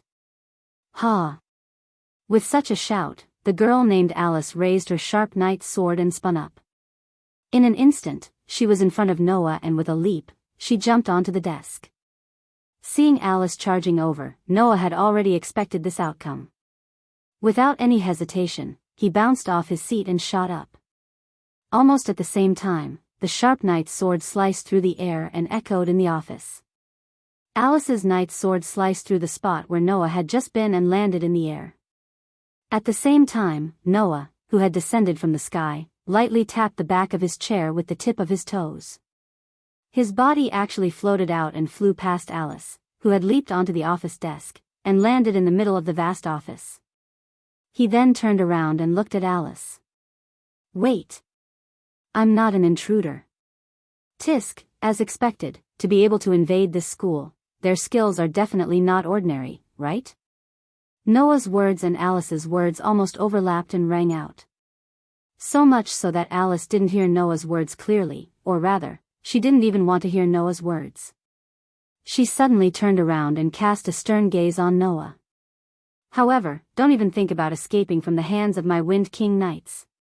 After saying that, Alice's delicate body bounced and rushed towards Noah's direction. The sharp knight's sword in her hand glowed with a cold light as she pointed it at Noah's shoulder. It seemed that even though Alice mistook Noah as an intruder, she didn't intend to kill Noah. However, this way, Noah couldn't be too harsh on Alice. At that moment, Noah could only lightly tap the ground with the tip of his foot once again and retreat explosively. Alice immediately closed in and waved the long sword in her hand, turning it into streaks of sword light that flashed towards Noah's direction. Hey! Wait! Noah hurriedly explained while dodging the streaks of sword light with his nimble body, causing the knight's sword to hit empty air. I'm not an intruder. I'm also a student here. However, this sentence caused Alice's sword to move even faster, continuously slashing towards Noah. You can even tell such a stupid lie? You'd better wake up. Noah's explanation did indeed sound like a stupid lie. After all, everyone knew that the Elven Academy specialized in cultivating elven envoys. And only the pure witch G could be an elven envoy. How could a man like Noah be a student of the Elven Academy? This was Alice's thought, and it was definitely the thought of everyone who heard Noah's words.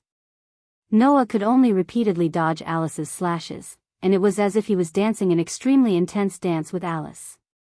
His footsteps were strong, powerful, and agile as he dodged from time to time, retreated from time to time, passed by Alice from time to time, and swapped positions from time to time. In the vast office, he vividly displayed his movement technique. I'm really a student here. Noah gradually began to feel impatient. If you continue to attack me, I'm going to retaliate. Retaliate? Why don't you try fighting back? Alice seemed to be enraged, and the slashes in her hands became more ferocious. Don't keep dodging. Be a good boy and be turned into sashimi. Why sashimi? Noah couldn't help but complain, but his impatience had reached its limit. Without any hesitation, he dodged Alice's slashes.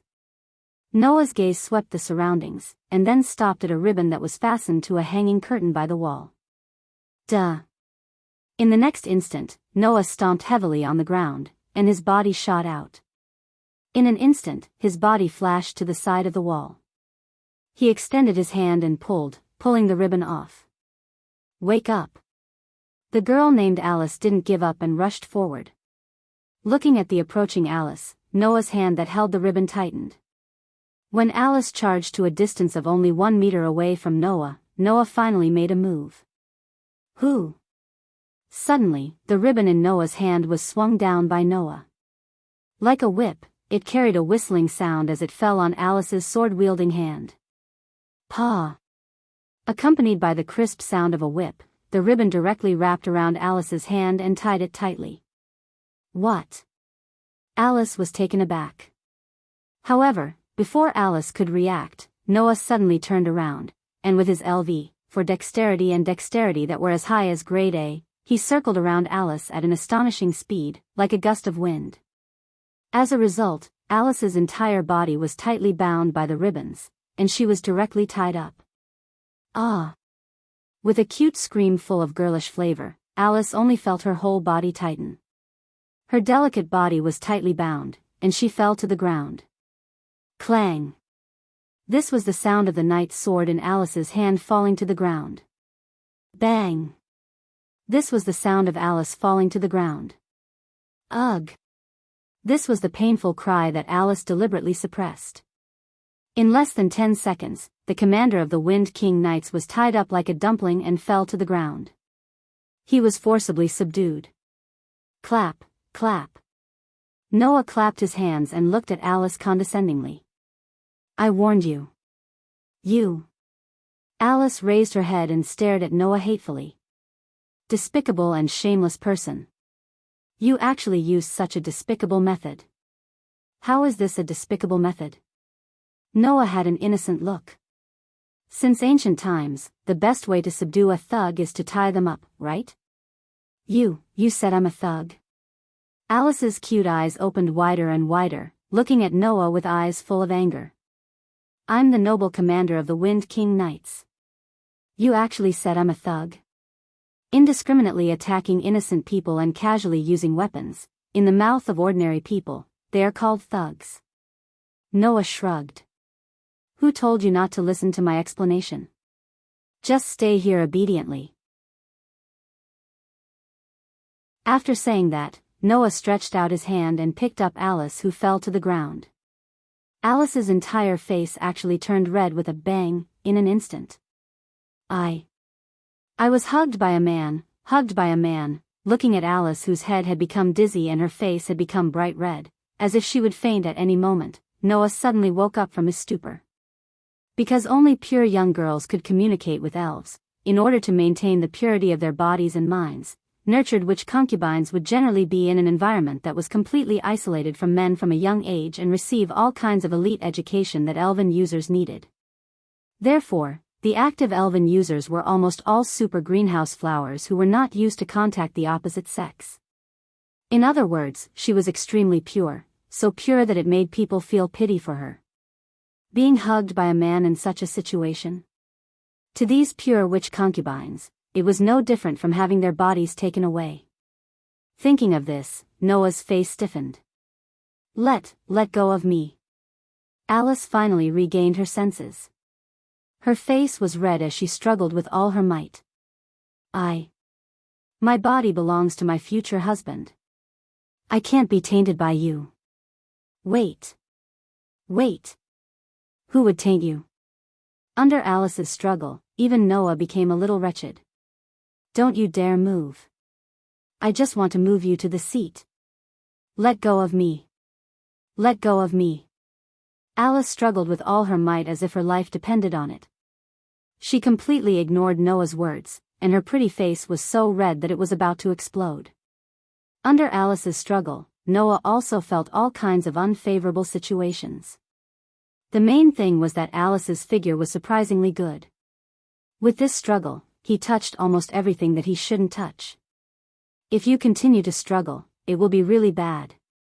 Let go of me. You big pervert. At this moment, a cold voice came from outside the door. You haven't even officially entered the school, and you're already planning to lay your hands on the leader of the knights? Looks like I've underestimated your endurance. Hearing the voice, Noah and Alice turned their heads at the same time and looked at the door. Then, they exclaimed at the same time. Grey vase, Dean.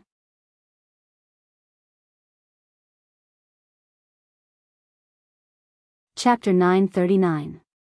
I don't agree. About 15 minutes later, in the dean's office of the Alicia Elven Academy, Alice slammed her hands on the desk in front of Grey and Vaz and yelled at Grey and Vaz agitatedly. I will never agree to a man studying in the Alicia Elven Academy. Alice glared sternly at Noah, who was standing casually at the side.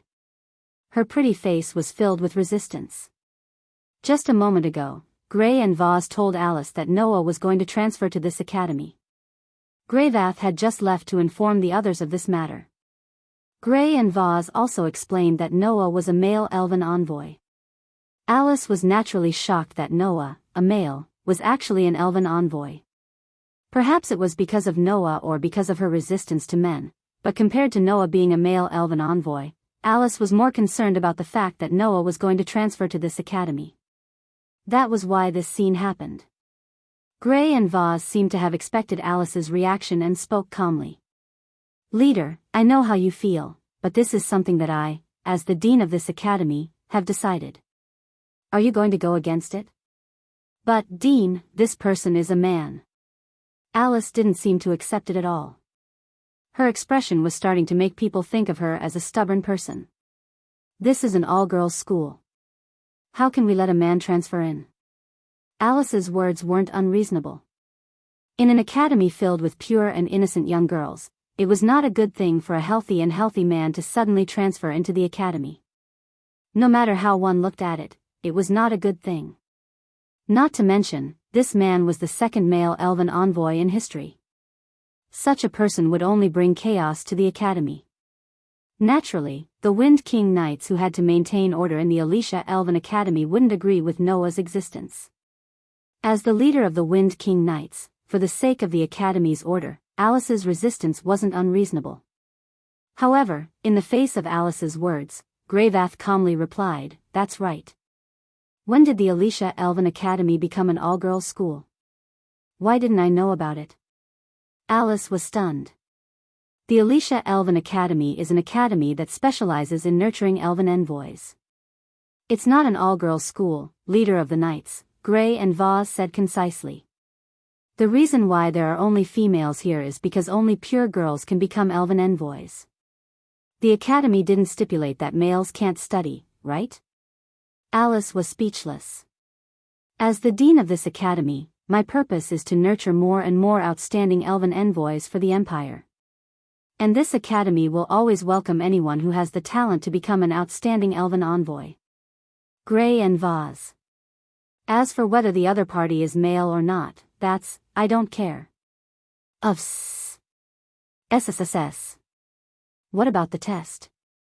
Regardless of whether he's an elven envoy or not, he has to pass the test to enter the academy, right? You don't have to worry about that.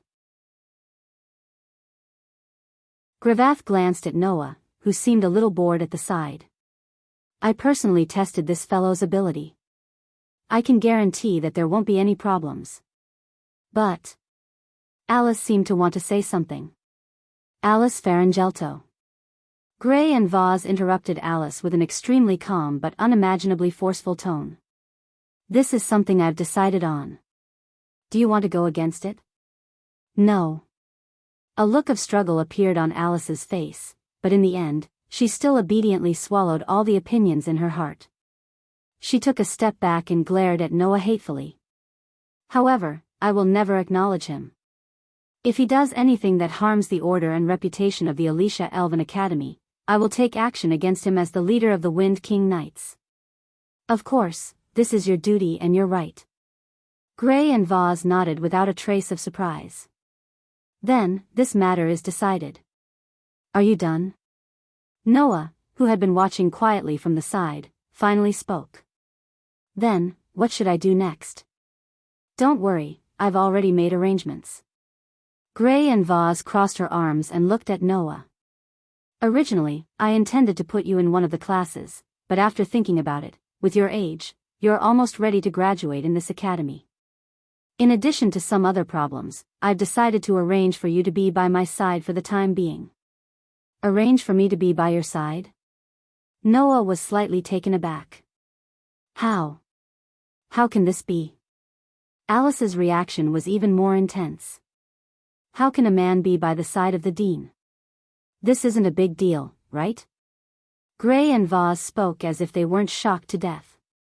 Arranging for a disciple to be by your side to teach. Isn't that the responsibility of every teacher? Disciple?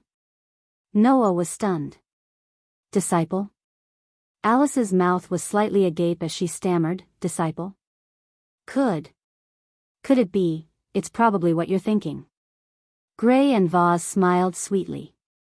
I've decided to personally teach this rare male elven envoy. Alice gasped and stood there in a daze. She didn't react for a long time. As for Noah, he was completely confused. Just what was this demoness thinking? Half an hour later, under the lead of Gray and Vaz, Noah walked out of the dean's office. Compared to humans, the architectural design of the Elven Academy prioritized the comfort of the elves. Therefore, if Noah, who had just arrived here not long ago, were to walk around alone, he might have to take a long detour just like yesterday to find the right path. Walking along the corridors that resembled a shrine, Noah looked around. Is that a male elven envoy? A male elven envoy like that demon King Solomon. His eyes look so fierce. He looks so evil too. I wonder if he'll do anything to us. That's right. A group of girls in pure white uniforms gathered together and whispered to each other as they cast fearful and curious gazes in Noah's direction. Occasionally, a sentence or two would pop out, making Noah have the urge to bang his head against the wall. Noah knew that the girls in this academy were definitely very pure.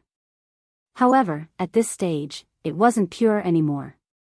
They were afraid of strangers, right? It was just a boy. Was there a need to be so exaggerated? Gray and Vaz, who were walking in front, suddenly spoke without turning their heads. All right, I know that a man like you must have a lot of thoughts about being allowed to come and go freely in a place where only pure girls live. However, no matter who you have your eyes on, you'll have to wait until nighttime to make your move. Now, come with me obediently. Are you sure this is something a dean of an academy should say? Noah's mouth twitched. You better tell me clearly first. What's the situation now? What do you want to know? Gray and Vaz still didn't turn their heads. Is it the direction of the girls' dormitory? I want to know when you're going to die. That's probably very difficult. After so many years, tens of millions of assassins still couldn't kill me. It should be very difficult for me to die so quickly. Yes, scourges are destined to live for thousands of years. Thank you for the compliment.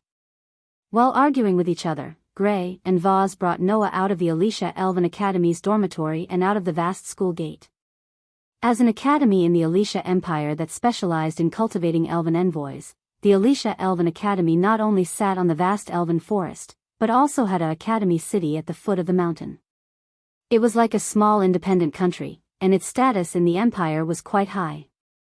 At this moment, Gray and Vaz brought Noah into the elven forest and arrived at a rather vast open space. Then, Gray and Vaz stopped. At this moment, Noah clearly felt that the atmosphere wasn't right, so he put away his casual attitude and spoke in a deep voice. Gray and Vaz? Gray and Vaz didn't speak. They just turned around. Bang! In the next instant, a huge divine aura burst out from Gray and Vaz's body.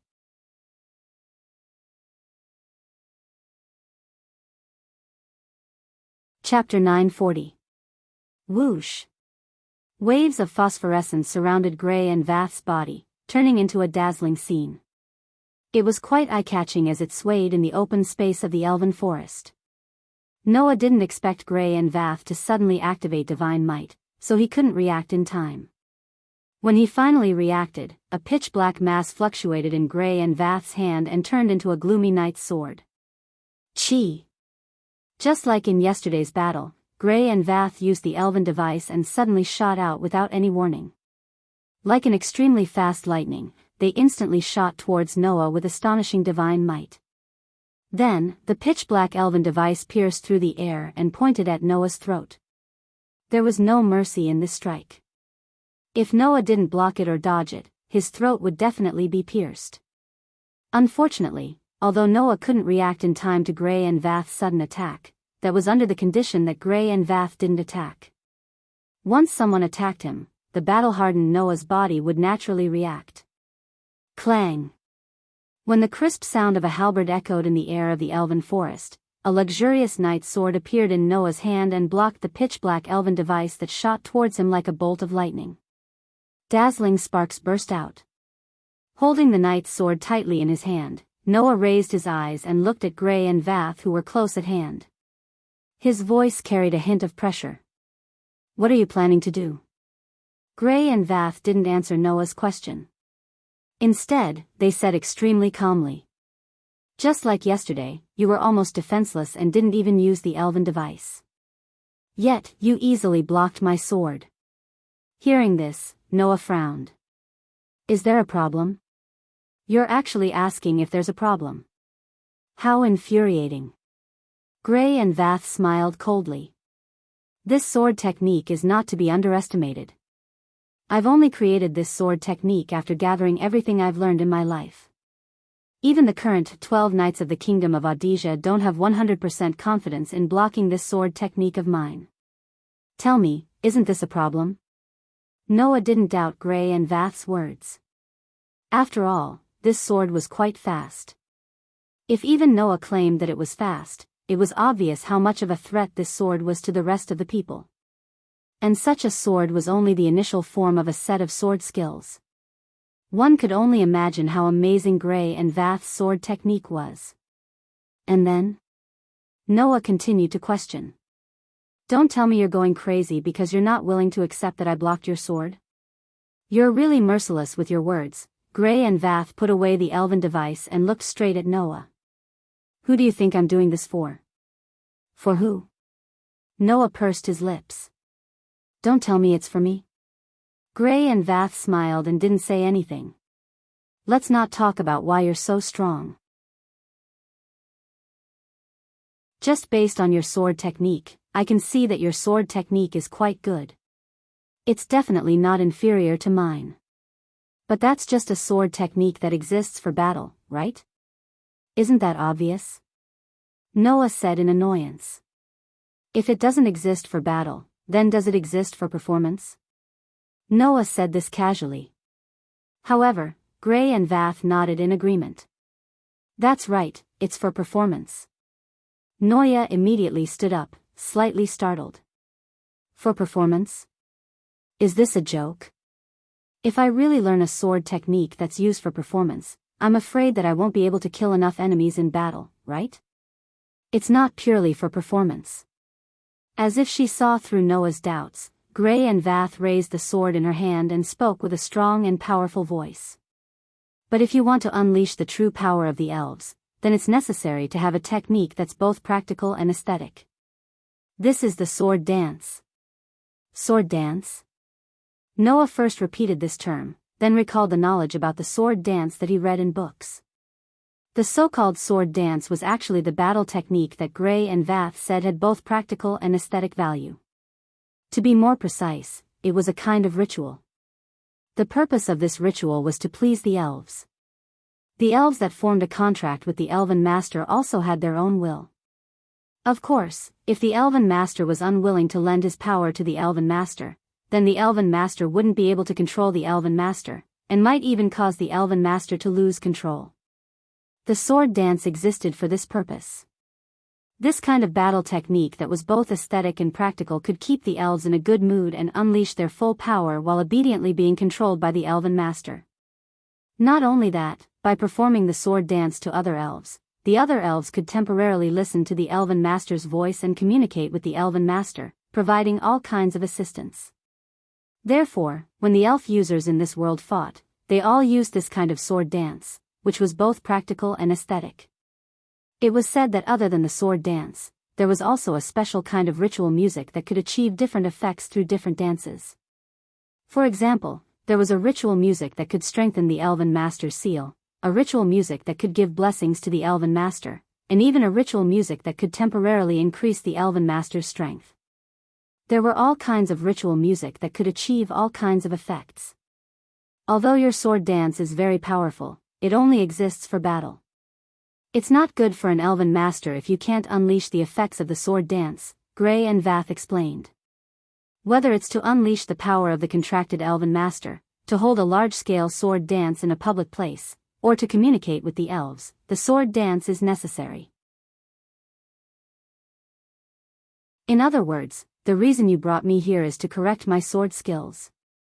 You want my sword skills not only to be used in actual combat, but also to be used as an ornamental sword dance, right? Noah sighed. Alright, my sword dance is indeed more practical. It's not impossible to correct it. Not only that.